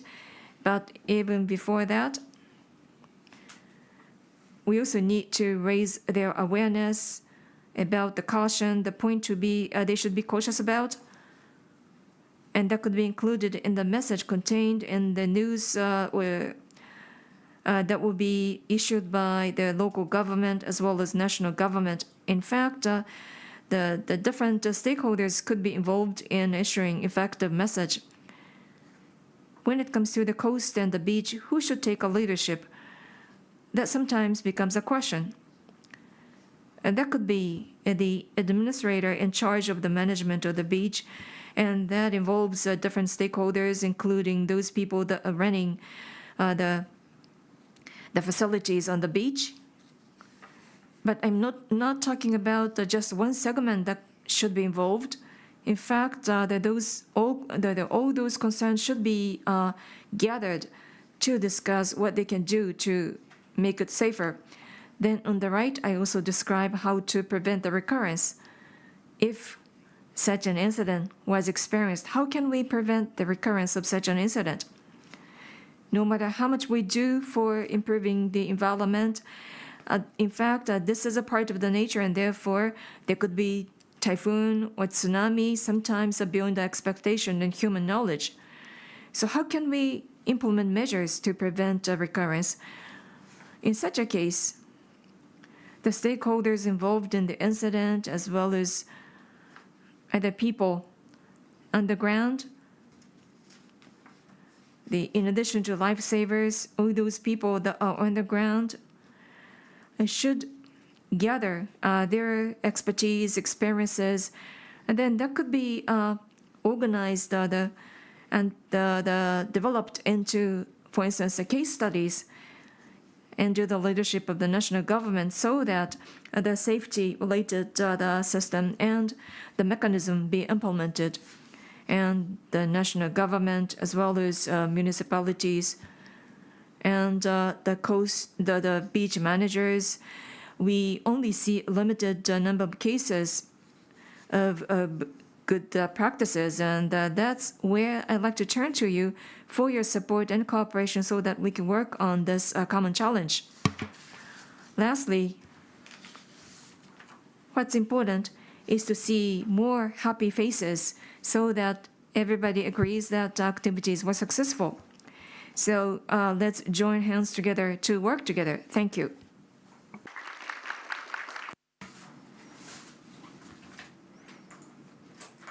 Thanks, Mr. Ueno. Now we'd like to have Ms. Miki Inoue of the Shimonoseki Aquarium.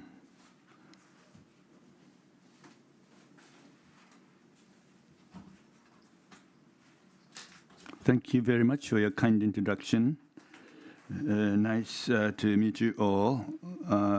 I work as an exhibition staff of an aquarium in Shimonoseki called Kaikyokan. I'm doing the cleaning and breeding and taking care of the health of penguins, and also in charge of developing and disseminating marine education programs. So I'd like to talk a little bit about the Kaikyokan is doing and promote the charm of the sea. Charming sea full of charm, full of dreams. That's the title of my presentation. These are the two initiatives, and lastly, challenges and what sort of aquarium we are trying to achieve to be. Kaikyokan is located in Shimonoseki City, Yamaguchi Prefecture, located in the westernmost part of Honshu, and right in front of the Kanbon Strait between Honshu and Kyushu. The life of the sea and life are the main concept, and Kaikyokan was opened on April 1st,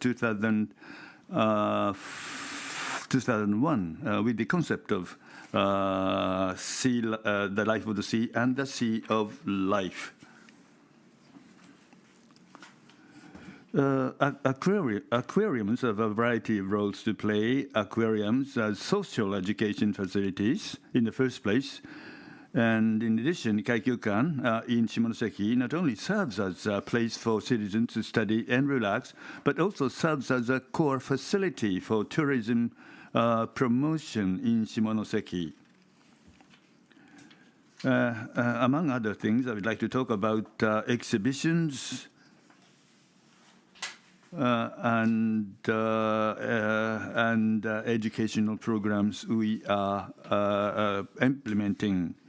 The characteristics of Kaikyokan exhibits, Shimonoseki is based in Shimonoseki is where Kaikyokan is located, surrounded by the Sea of Japan, the Kanbon Strait, and the Seto Inland Sea.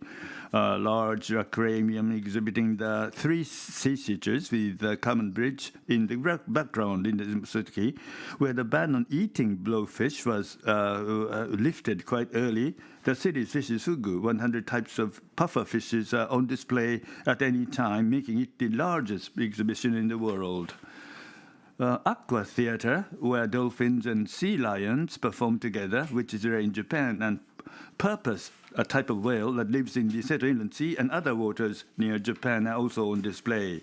This is the penguin village. You can see the penguins, swimming in the pool, and the penguin form a squadron. Penguin do the squadron formation as well. And penguins are, living their active lives. You can see them firsthand. Outside in the temperate zone, we created the wild habitat of Humboldt penguins, where they spread soil, and during the breeding season, you can see them carry plants with their beaks to use as nest materials and digging holes. So they are able to nest and raise chicks. We engage in variety of educational activities, including in-house events that make use of these exhibits, and in-house learning for schools and other groups, and other on-site lectures outside the facility. As part of our educational activities since 2019, Kaikyokan has been enhancing marine education programs to effectively learn about sea creatures and the environment through the use of local educational resources and regional collaborations. The first project we have developed is The World of the Sea, as seen by Misuzu, a poet who, strolled around the Kaikyokan, a poem by Kaneko Misuzu, known for the phrase, we are all different, but we're all good, was used as a local educational resources. Misuzu Kaneko wrote many poems in Shimonoseki about 100 years ago, and even today there is a Misuzu Kaneko poetry path around the museum that takes you through places related to her. And you can observe the sea creatures featured in the poem at the fish market and at our museum, and tour the poem's path, interacted with people who are active in the area. She developed those activities into artistic expression. In the second place, we collaborated with local elementary schools and proposed a learning program for third graders that would take approximately 35 years. In our activities, we coordinate collaborations with a variety of businesses related to this fugu species, such as fishermen, university researchers, fugu processors, and seafood processing companies to promote the love of the local area from various angles. The students visited our museum to learn about the ecology of puffer fish and incorporated the relationship between the puffer fish and the local community into their learning. What we tried to keep in mind when collaborating was to define the skills we wanted to develop our annual educational goals and career education. Through this effort, we have created a curriculum that transcends grade barriers. Now, this is the picture, two pictures. This is an example of what the class looks like. The image on the left is a class with the theme of making, where we had an interactive learning session in which we received an online explanation of the process of removing the puffer fish skin and fill the inside of it with fur straw and making the lanterns. And another dish is how fugu is filleted in front of the students. We also carry out educational activities to popularize, promote fish consumption. You may be wondering why we want to promote fish eating at an aquarium, but this is one of the challenges we face at Kaiokan. The aquarium is based on the fishing industry. With the cooperation of fishermen, you can obtain creatures to display at the aquarium. Seafood is also essential for the feed of the animals we keep. The good thing about eating fish is that you can take in the nutrients found in fish. In order to catch fish sustainably, it is important to consider the environment in which the fish grow. Having people eat the food items supports the fishing industry.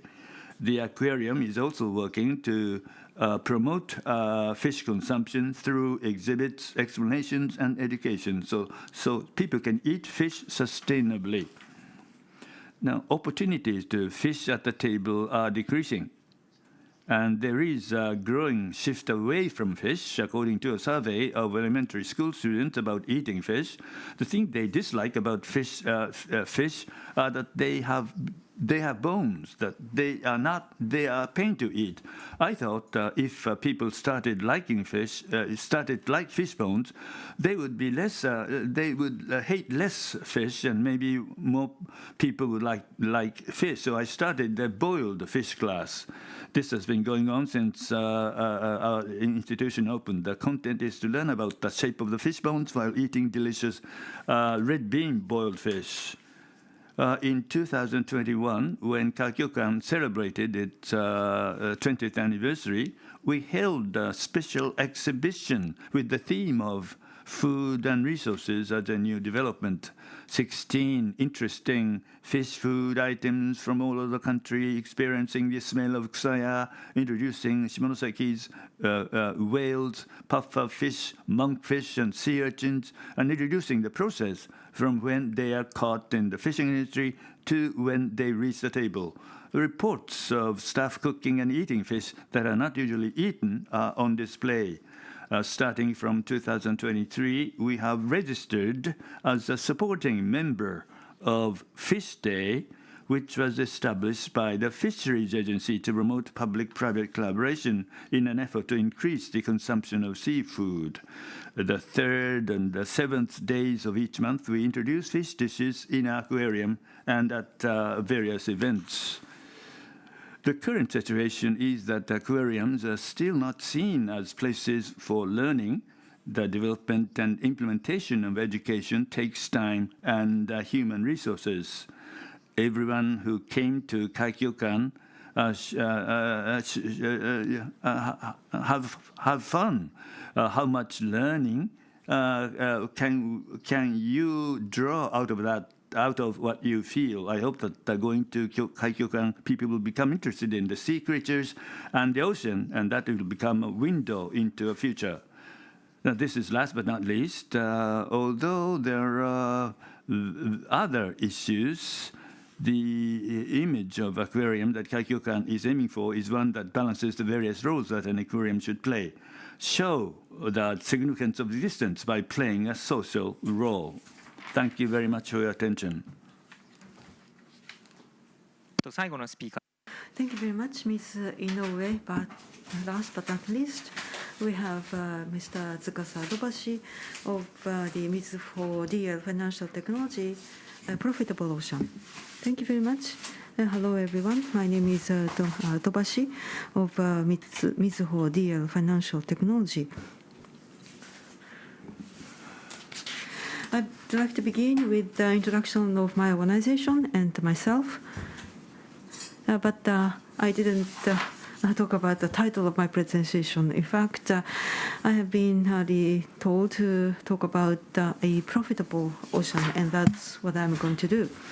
Now, this is the organization of the Mizuho DL Financial Technology Company, spin out of the Mizuho Bank in 1998. Not only Mizuho, but also Daiichi Seimei Company and the Sompo Japan Company also shareholders.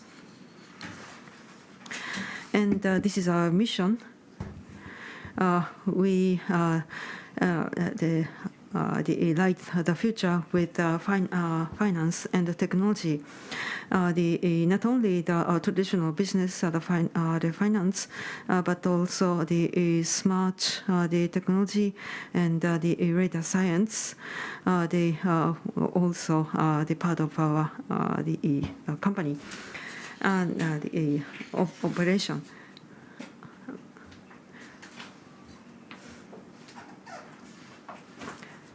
And I went to the doctorate the courses, studying the oceanographic study and ocean chemistry and the atmosphere. But I decided to join the company because I thought that the academic research alone cannot provide solution to the various issues that we face. And carbon credit and impact the financing. I'd like to cover these two subject matters. Let me begin with the carbon finance. Carbon credit. What is carbon credit?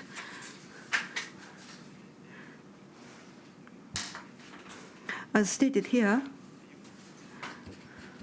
the 46% reduction of CO2 emission that the Japanese government raised for us.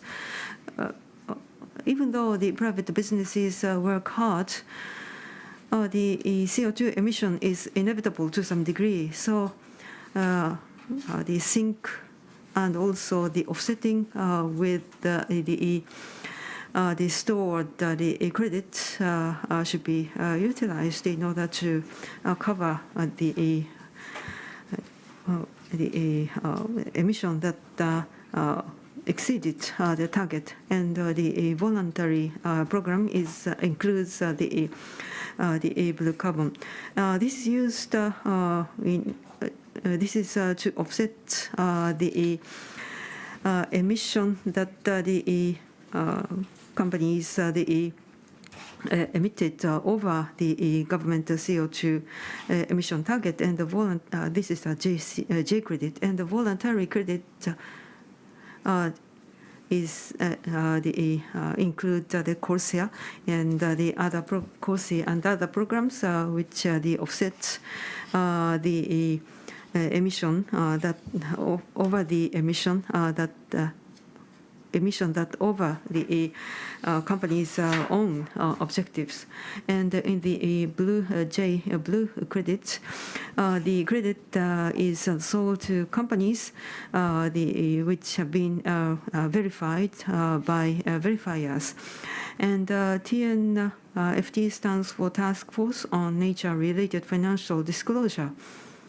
And this is the important the appeal points that companies can make on their consolidated this reporting. And this is an example of how the local governments produce the credits to be sold to companies. And the credit of the price of the credit, which has been quite high, which is about in 2021, the blue credit, the sales price was about 4 times of the credits of the forestry program. And in addition to the forest from credits, blue carbon, the credit can be used for biodiversity and so on.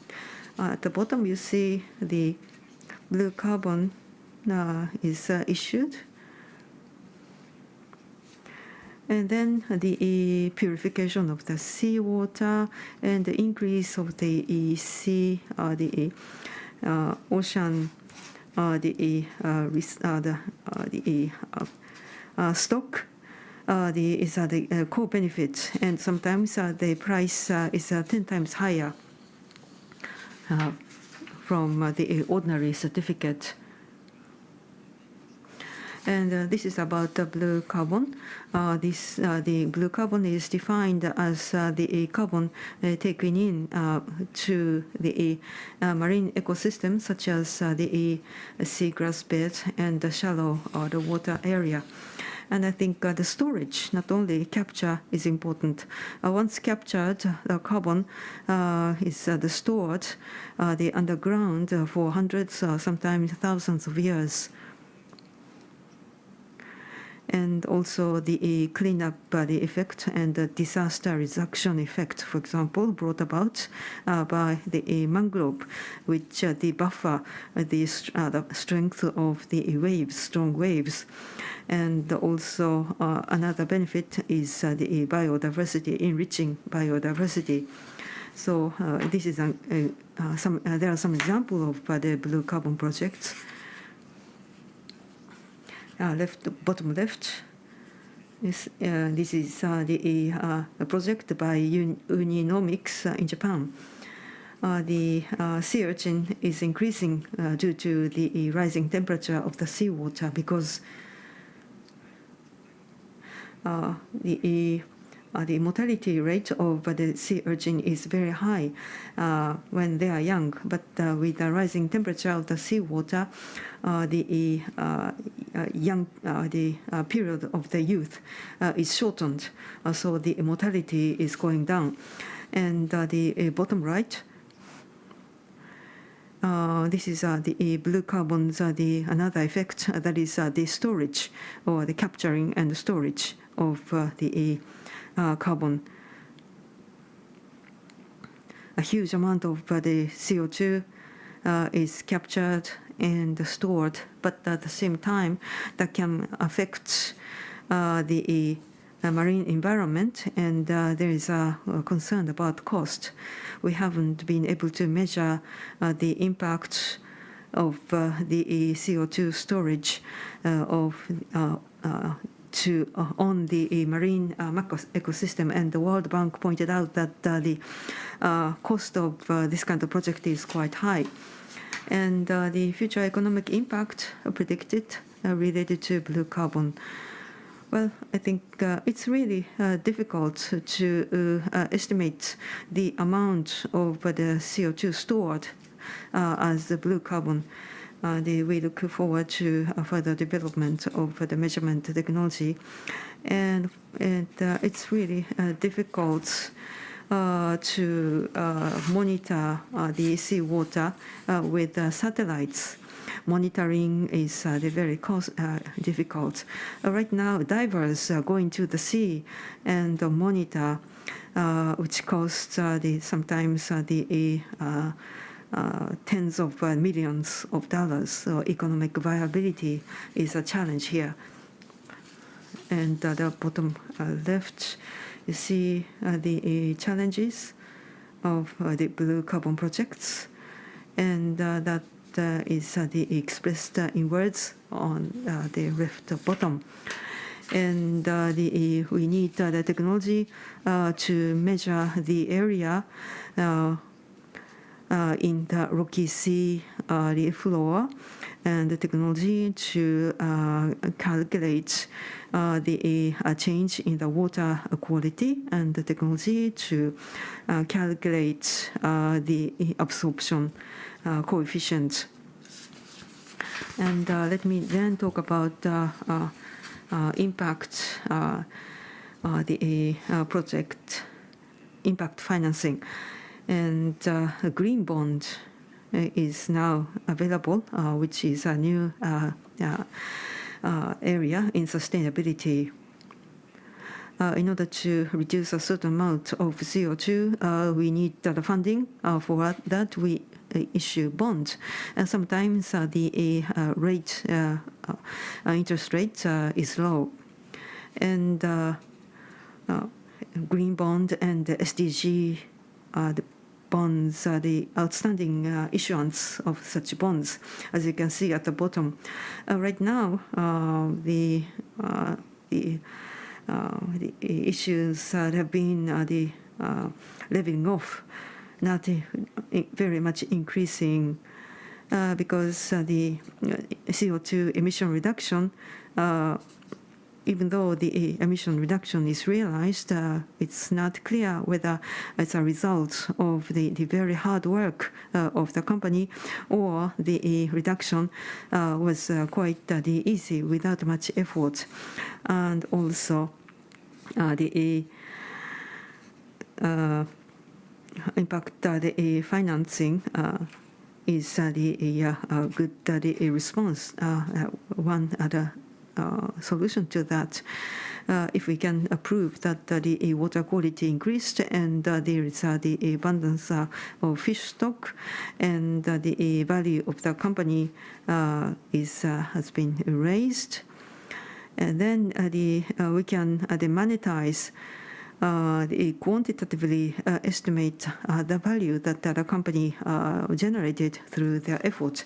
If this trend continues, let's say in a mangrove project, we can clearly show the economic impact, or the lifelong impact, and then we can easily compare the possible results with numbers, and then that can stimulate competition, and then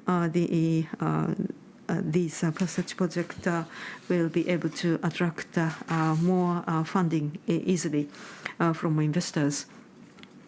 So I've been analyzing the data, marine-related data, and as you can see, impact. I want to design the impact assessment. For that, we need to listen more to the people working on the ground, because the people working on the ground can know the things that only people working on the field can know, which cannot be known through data that we obtain from available sources. Thank you very much.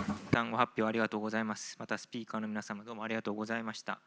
一応これで第2部の方を終了させていただきます。少し時間が押しておりますので、10分の休憩でしたけれども、一応5分の休憩とさせていただきまして、今から5分後ですので3時20分過ぎぐらいから再開したいと思います。どうぞよろしくお願いします。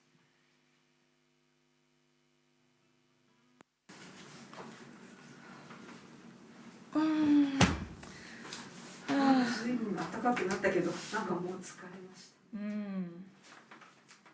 長い。長いですね。これを2人でずっとやってたら大変だった。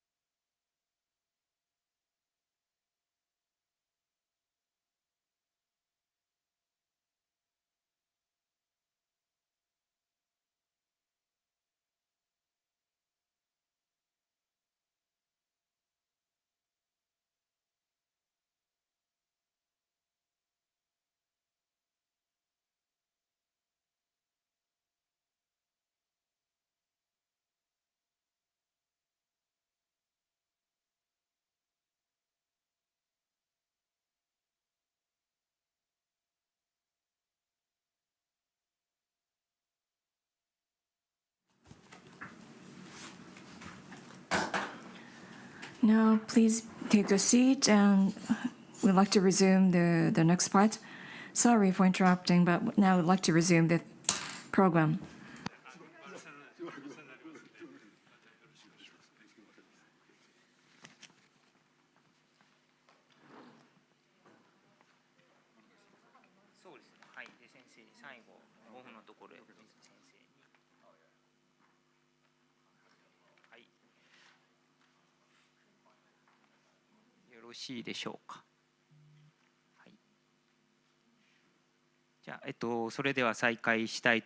Now then, we'd like to resume the program.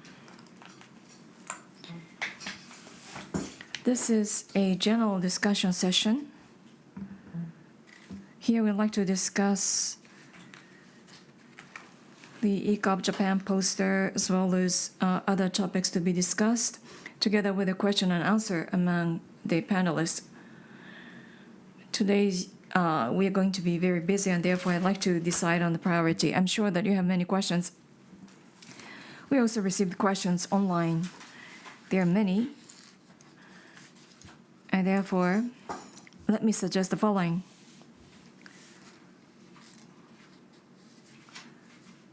Since this is such a great opportunity to gather participants from all over the country, together with those online participants, I'd like to discuss the outcome. The researchers as well are often told to come up with the outcome, the major result, and therefore, as one of the outcomes, I'd like to share with you the ECOP Japan poster that is supposed to embody your thoughts and passions. And then, what kind of activities are suggested for ECOP Japan? Those are the topics that I'd like to discuss with you. And if time allows, then I'd like to take questions from the audience to the panelists, as well as the discussion among the panelists or speakers. So first, about the poster. In fact, we have created the poster for UN Decade of Ocean Science, and what you see on the left is produced by the Japanese Commission, and you see that there are 7 C objectives. What kind of actions are associated with those objectives, as well as the case studies. This looks rather busy slide, or the poster. This is for the general public, and therefore, this is supposed to outreach the older generations. On the other hand, on the right, was produced by ECOP Canada. This was produced by young people that gathered under ECOP and then discussed what they could do toward the goal of 7 seas or 7 oceans. You see that this is really like a Canadian poster, I would say, including those the symbols and illustrations. So what we are suggesting is to create a poster that will lead to various activities by the people like you. And I'm not a professional designer, the illustrator, therefore, I asked the designer to come up with a draft posters, and then those are the 2 drafts that were produced, and for that, we also invited discussion by the speakers today. First, the poster has to be attractive to make people think that they want to go to a sea. And also, the 7 seas plus ocean, the sea with values, they are not the functioning in silo. In fact, they are connected with each other. So why not thinking about the poster that shows the cycle among them? So with that in mind, the 2 posters were proposed. They are merely sample as an illustration, but beneath the poster, the sign, we see the 7 C's and the actions that could be described in text. And you might be impressed with the beautiful poster on the left. Is more toward the goal that is ideal ocean, the embodying more positive images or the perception. While on the other hand, on the in the case of the B, that describes more about the challenges and actions required for those challenges. So this is more action-oriented. Now I'd like to ask the audience, both those here as well as the online participants, which one they prefer. And also, suggestion was made about the attractive catch copy. So for instance, let's go to a C, that's just a proposal. We want to make the audience feel like being engaged in those activities, or want to see the ocean that is illustrated here. Therefore, this is such a great opportunity, so I'd like to ask the audience as well as online participants which one they prefer. Now first, to those people who are in the floor, do you think A is better? Please raise your hand if you like A. Well, actually, to the speakers as well, please raise your hand about your preference. Which one do you like? Yes. B, poster B. About the same, I would say. So it's so difficult to make a judgment here. In fact, both of them, they convey messages, but messages between the two are different, and therefore, we'd like to make it a homework to further look into this. And also in the morning, we talked about something that is a merger between the two. That is, of course, action is important, but then, what is the ideal ocean we want to create, and who are the recipients or the audience? The younger generations, or even the people who have never had an access to ocean, they could be also the target of those posters. Well, thank you very much for your feedback. And now, the information that will be placed on top of this as an example of the action about the 7 seas or 7 oceans. There were various cases explained, and according to the speakers, they shared with us those 3 examples of the actions.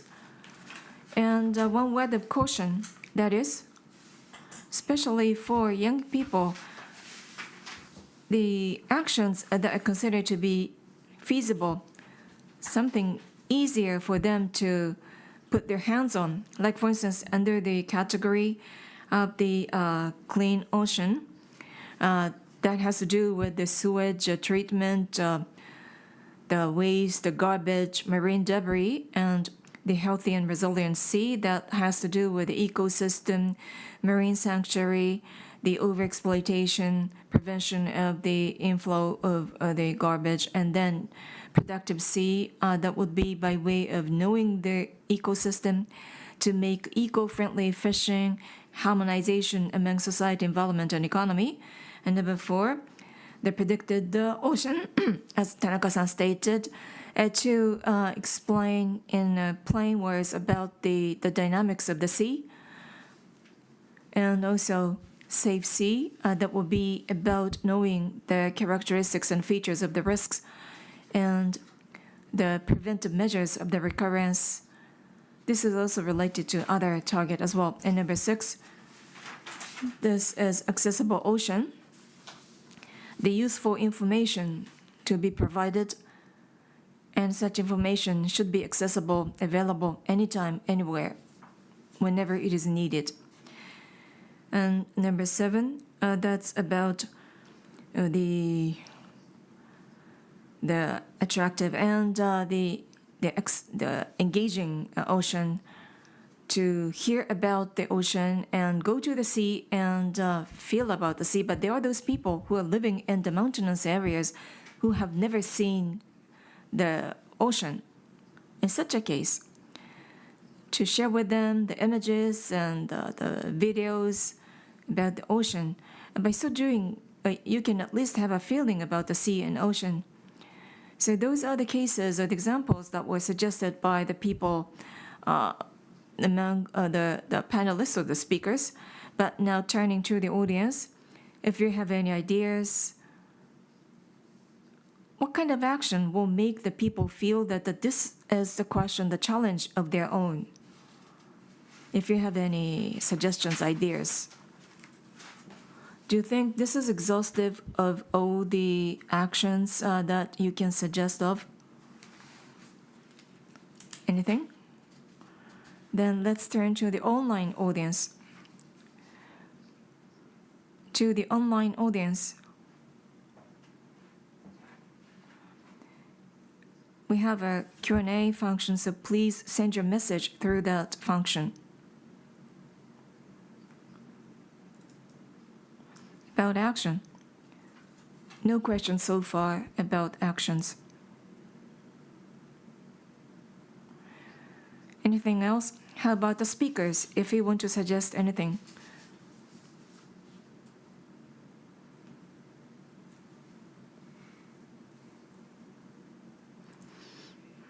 No comments for now. If that's the case, then those examples of the actions, they are enumerated here as key points, and therefore coming back to the posters here, I assume the final poster would be something, the merger of the two, and then outside of the picture, then we can write down those examples of actions to make ECOP Japan poster exciting and attractive. So this is the first point that I wanted to share with you for discussion. 共有したかったことがですね、ECOP Japan の今後の Now, action to be taken going forward by ECOP Japan. This is the fourth year of UN decade, Ocean Decade. Now we are going to the middle of the period, and what sort of activities we are going to develop and, in this period. And this was mentioned something about this by Mr. Tanaka. Newsletters and homepage will be very useful in conveying the information.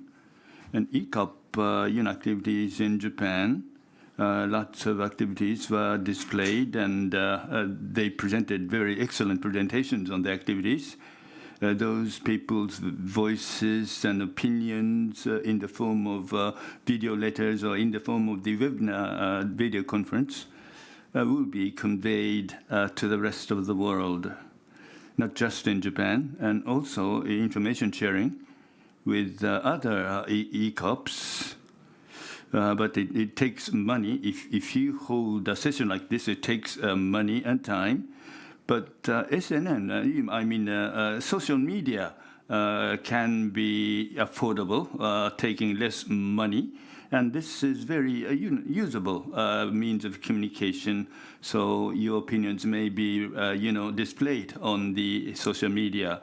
Asia, not just in Japan, Asia, Africa, and other nations, alliance with other nations like those areas should progress.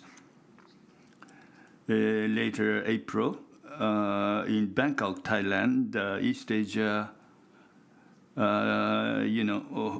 ocean science will be held, resulting in the exchanges among the experts and researchers, and some of the expertise learned from those occasions will be brought back to Japan. So these are some of the pillars we are depending on. But what else are we going to do? We'd like to have pieces of advice from you, even from the floor.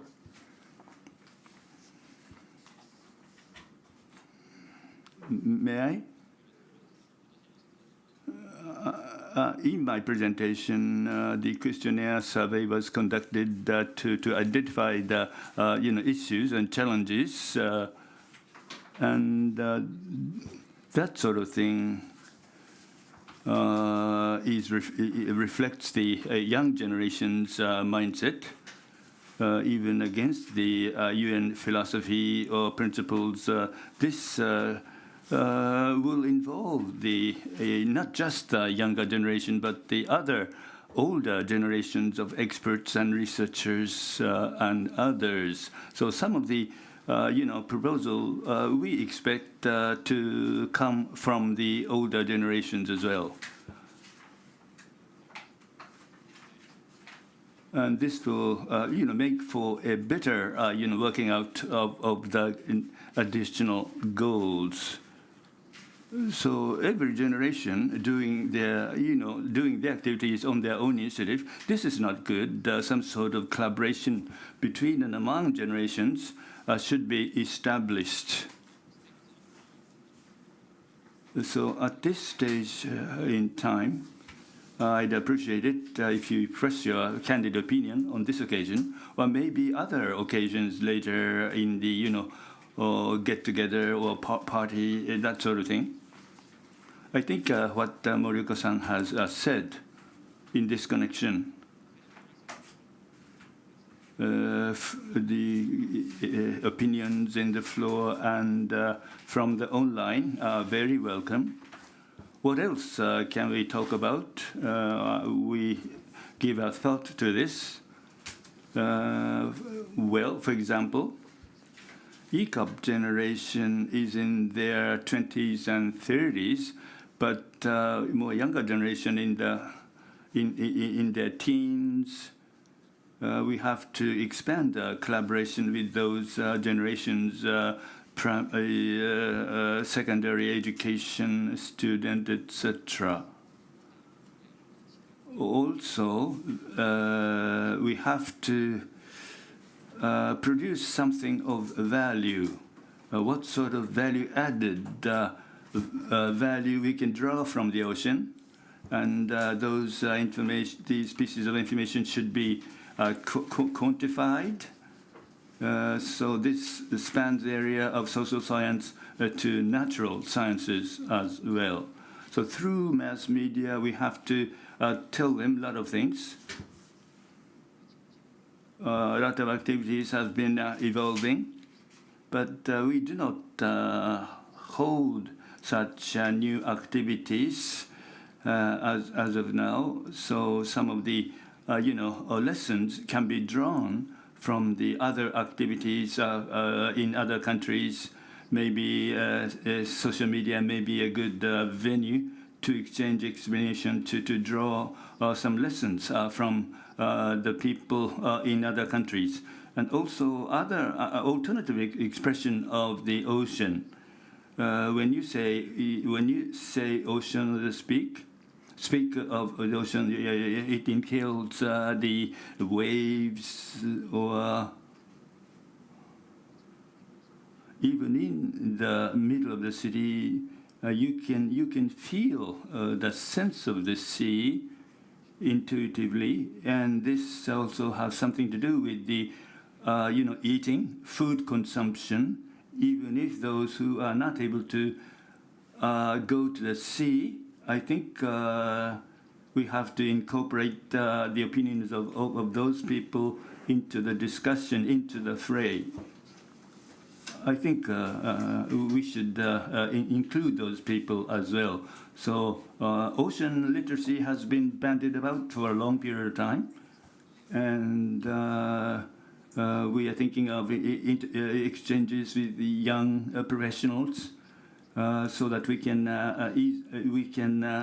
relay our opinions very easily, so that the young generation can understand very well. I think that sort of activity is also necessary. I'm one of the scientists.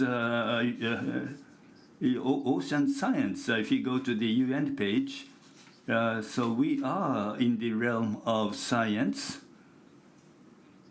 7 oceans we talked about, and we identified some of the challenges.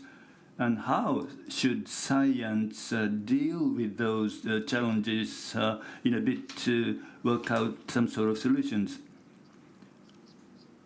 So bilateral. So the bilateral traffic, not just one way, between the stakeholders. We have 15 minutes to go.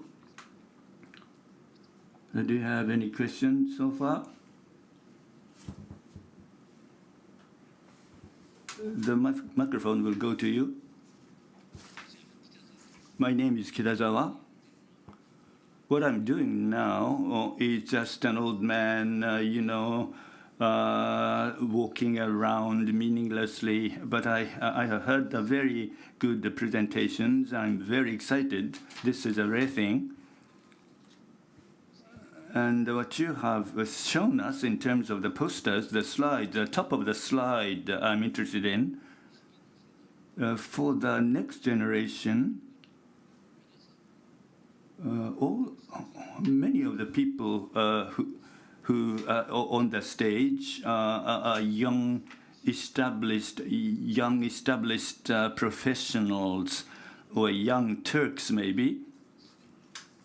So in 5 or 10 years, all of them will become well-established professionals.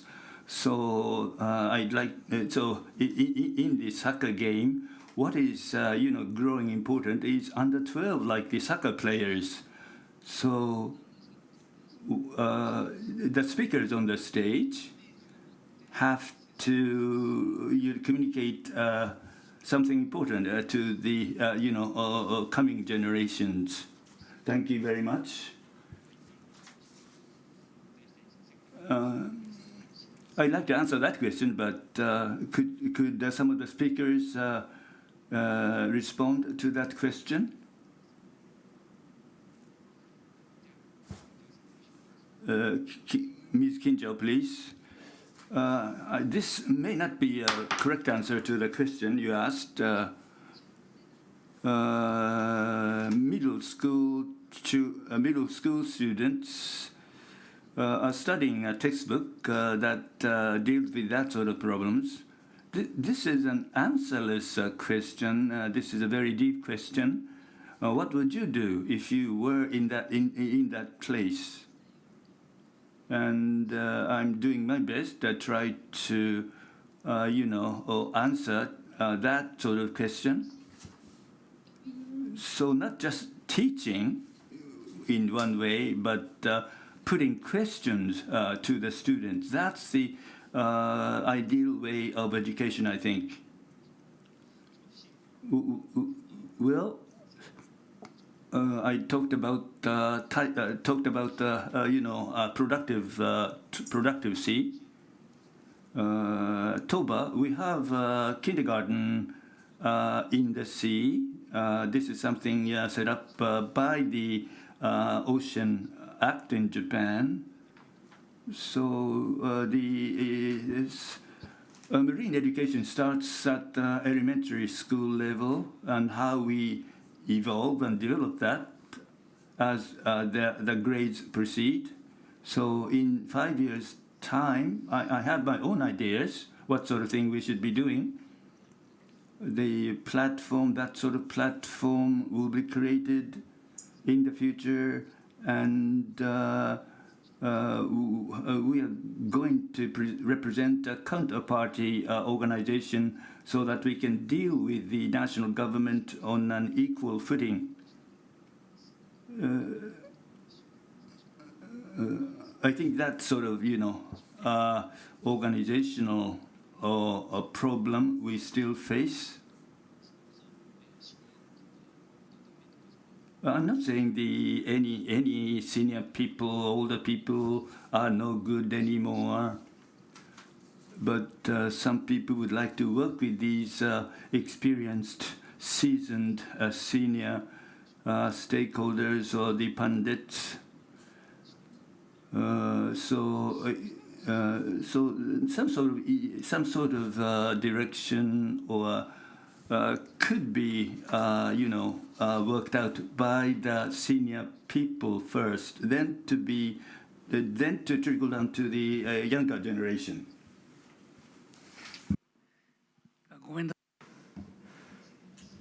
May I ask another question? So you conducted this survey.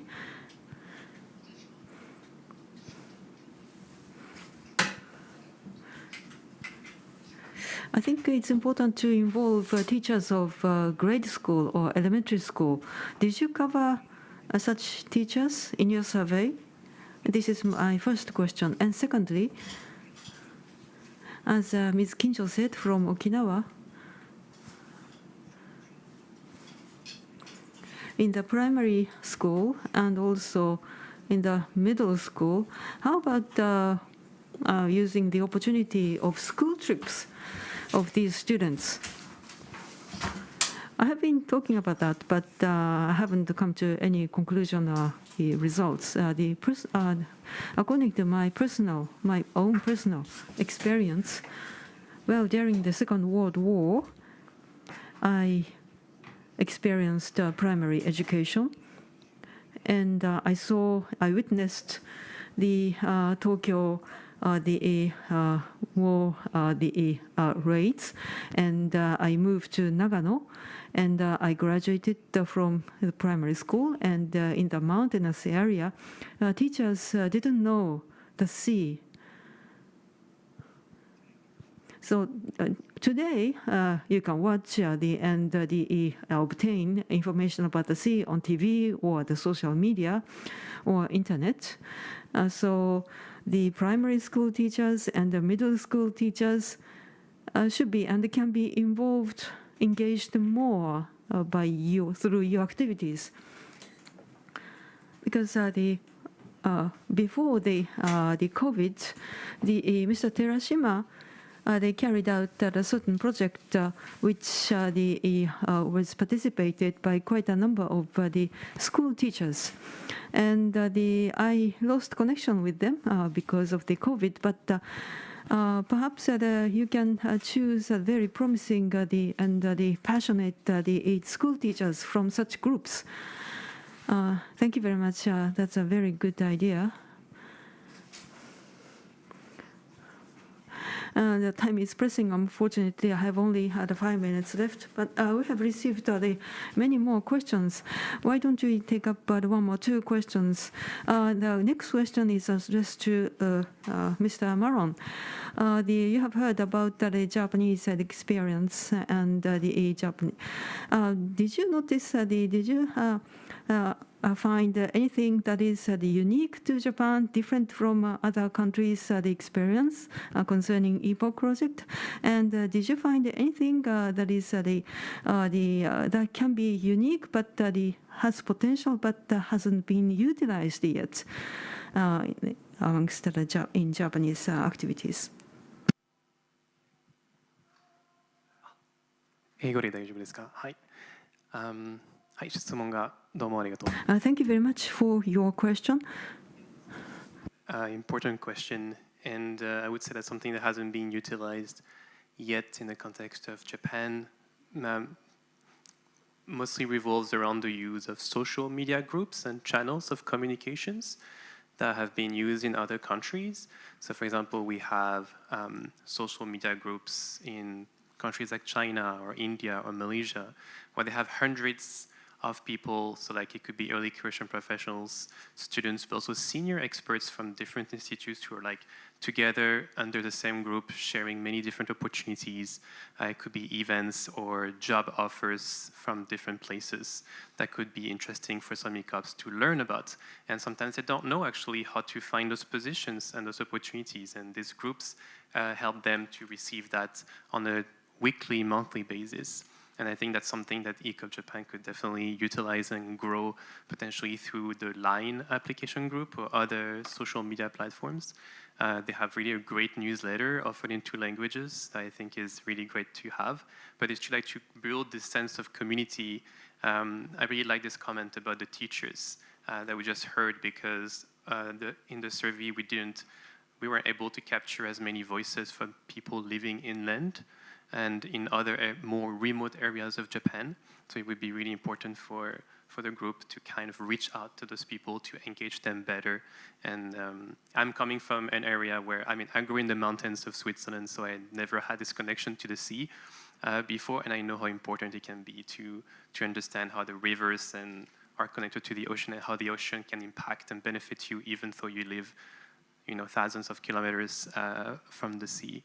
So yeah, that would be really important to also work on the aspect of engaging more ECOPs from different sectors and different areas of the country, which other people in other countries are also working hard towards.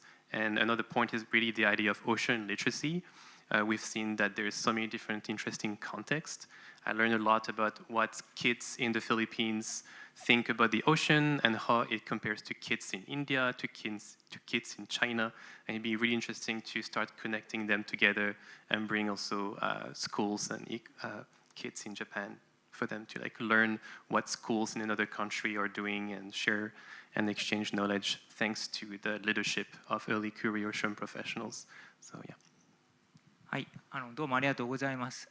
今ご説明ありましたように、やはり今一つ日本のところの活動でちょっと遅れているのが。Thank you very much. In fact, as I said, the fully utilizing the social media, the apps have been somewhat delayed in Japan, and starting the next year, we will share more information about the funding, subsidies, and the events through social media. In many other Asian countries, this has been fully utilized. This is still underdeveloped in Japan. Thank you very much. We'll take another one more question from the floor if you have any. Not anymore. And another question, I've received so many questions. It's really hard to choose one before we conclude.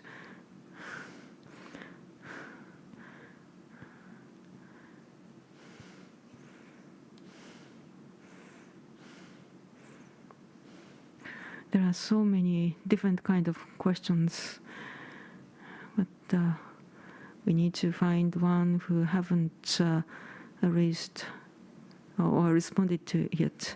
Or this is a question addressed to Koda-san, Ms. Koda, and Mr. Dobashi and Ms. Koda.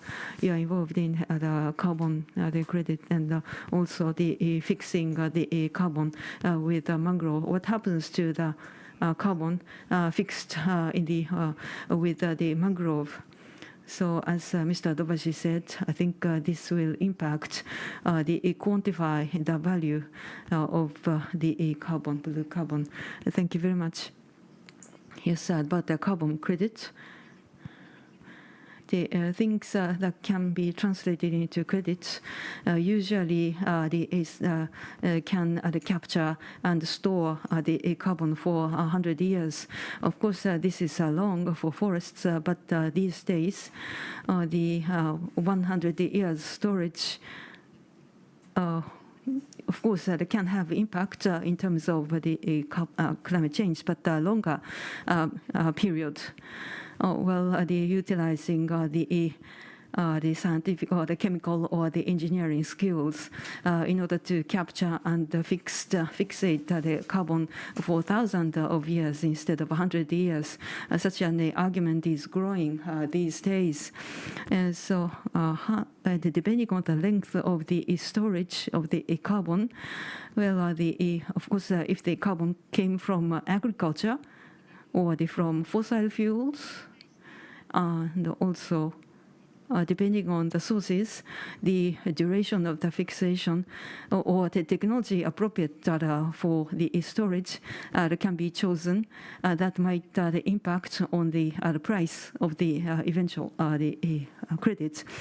And the mangrove, how long can mangroves retain the carbon? This is the issue that hasn't been solved. But for example, the 30 years or the 50 years, the project, during that period, we can ensure the revenues from selling by selling the carbon, benefiting local community. But the question is beyond the completion of the project period. So even though the project completes, the local people should be able to feel the benefits of having the mangrove instead of even though they don't have the revenue from carbon credits, they should be able to benefit the benefit of the mangrove, and they want to keep and they conserve the mangrove. So that way, we need to ensure the sense of ownership, so to speak, of the local community. I don't know whether this answers your question. ところで Thank you very much. It has to do with the uncertainty, and hope that the science and technology would help us quantify that impact. We are pressed for time, and therefore we have only 5 minutes to go. So now I'd like to ask Professor Michida to conclude the symposium. Can I stay seated? Thank you very much.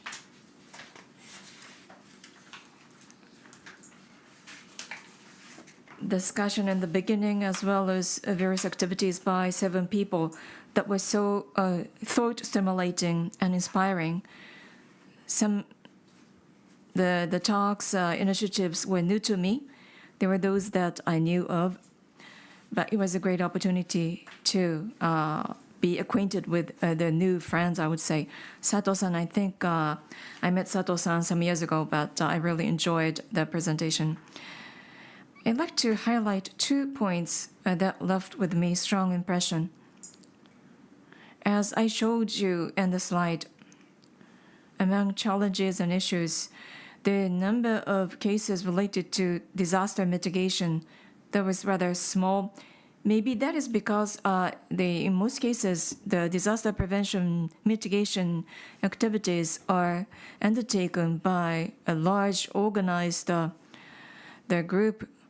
That may be the case why the other number of cases are fewer, but then it appears that in the UN decade, we haven't heard a lot about the safety on the beach, because we often talk about the tsunami, the surge, and the other sea-related natural disasters, and there are many international organizations related to that, and therefore we tend to focus on those natural disasters. But in fact, the safety, that is a very basic of making the sea inspirational and attractive. Some of you might have realized, but this was a discovery to me. So in various senses, the foundation, that is the human safety, this is something that we should more closely focus on from now on. And there was another point that was related to Tobashi-san's presentation, that's about evaluation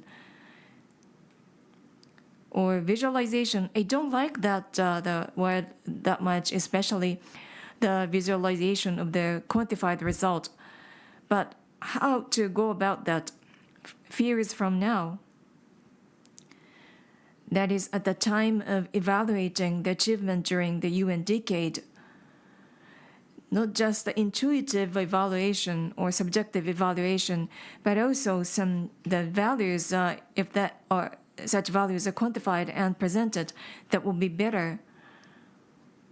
So those are the impressions that I had about throughout the discussion. First, Tanaka-san talked about was that the loose networking, loose connection?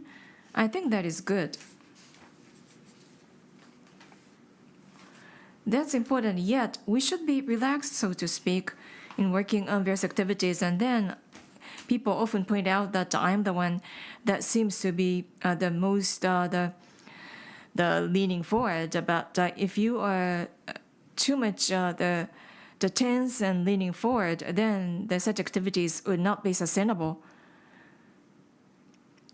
Of course, environment is important, but then can you give up all the plastics in your life? No. So start from what you can do, and that's what is important. So from that point of viewpoint, ECOP P stands for professional, but in the case of ocean, because regional management control, that is extremely difficult, because for you once you are in the sea, and then you need the technology to help so that you can breathe. And we are not living inside the ocean, and therefore, the ocean, a sea, is not familiar to us to begin with. So that's another factor why regional management control is so difficult. So let's first create the loose networking of professionals to begin with among ECOP members, and then let's move one step forward and then involve non-professionals. Try to think about the outreaching the non-professionals. アソシエイトメンバーとかね、ある応援団とか。 And of course, ECOP, that's good, but there could be, for instance, the fans of the sea, among young people. They could be also involved. And by so doing, in the long run, I would say there will be the reserve for next ECOP. So that's something that I like to urge you to consider. Sorry that I'm speaking too long, but there is another point that I'd like to make. Kitazawa-san, who asked the question earlier, together with Kitazawa-san, I attend the General Assembly of IOC again and again.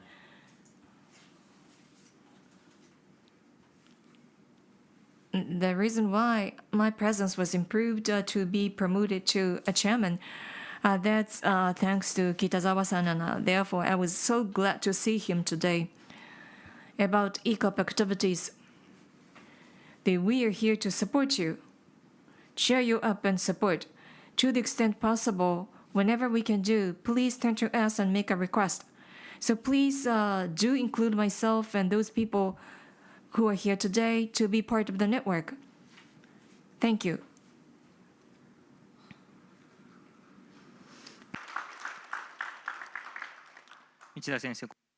Thank you very much, Professor Michida.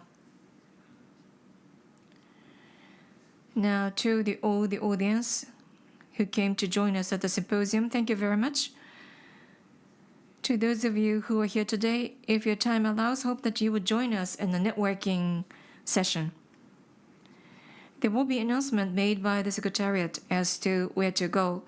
And to those of you who joined us online, this is the end of the symposium.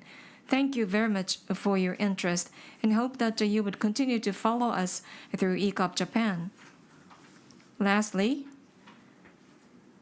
to staff members of the OPRI and the interpreters, thank you very much for your contribution. Thank you. This concludes the symposium, and this is the end of the translation. Thank you.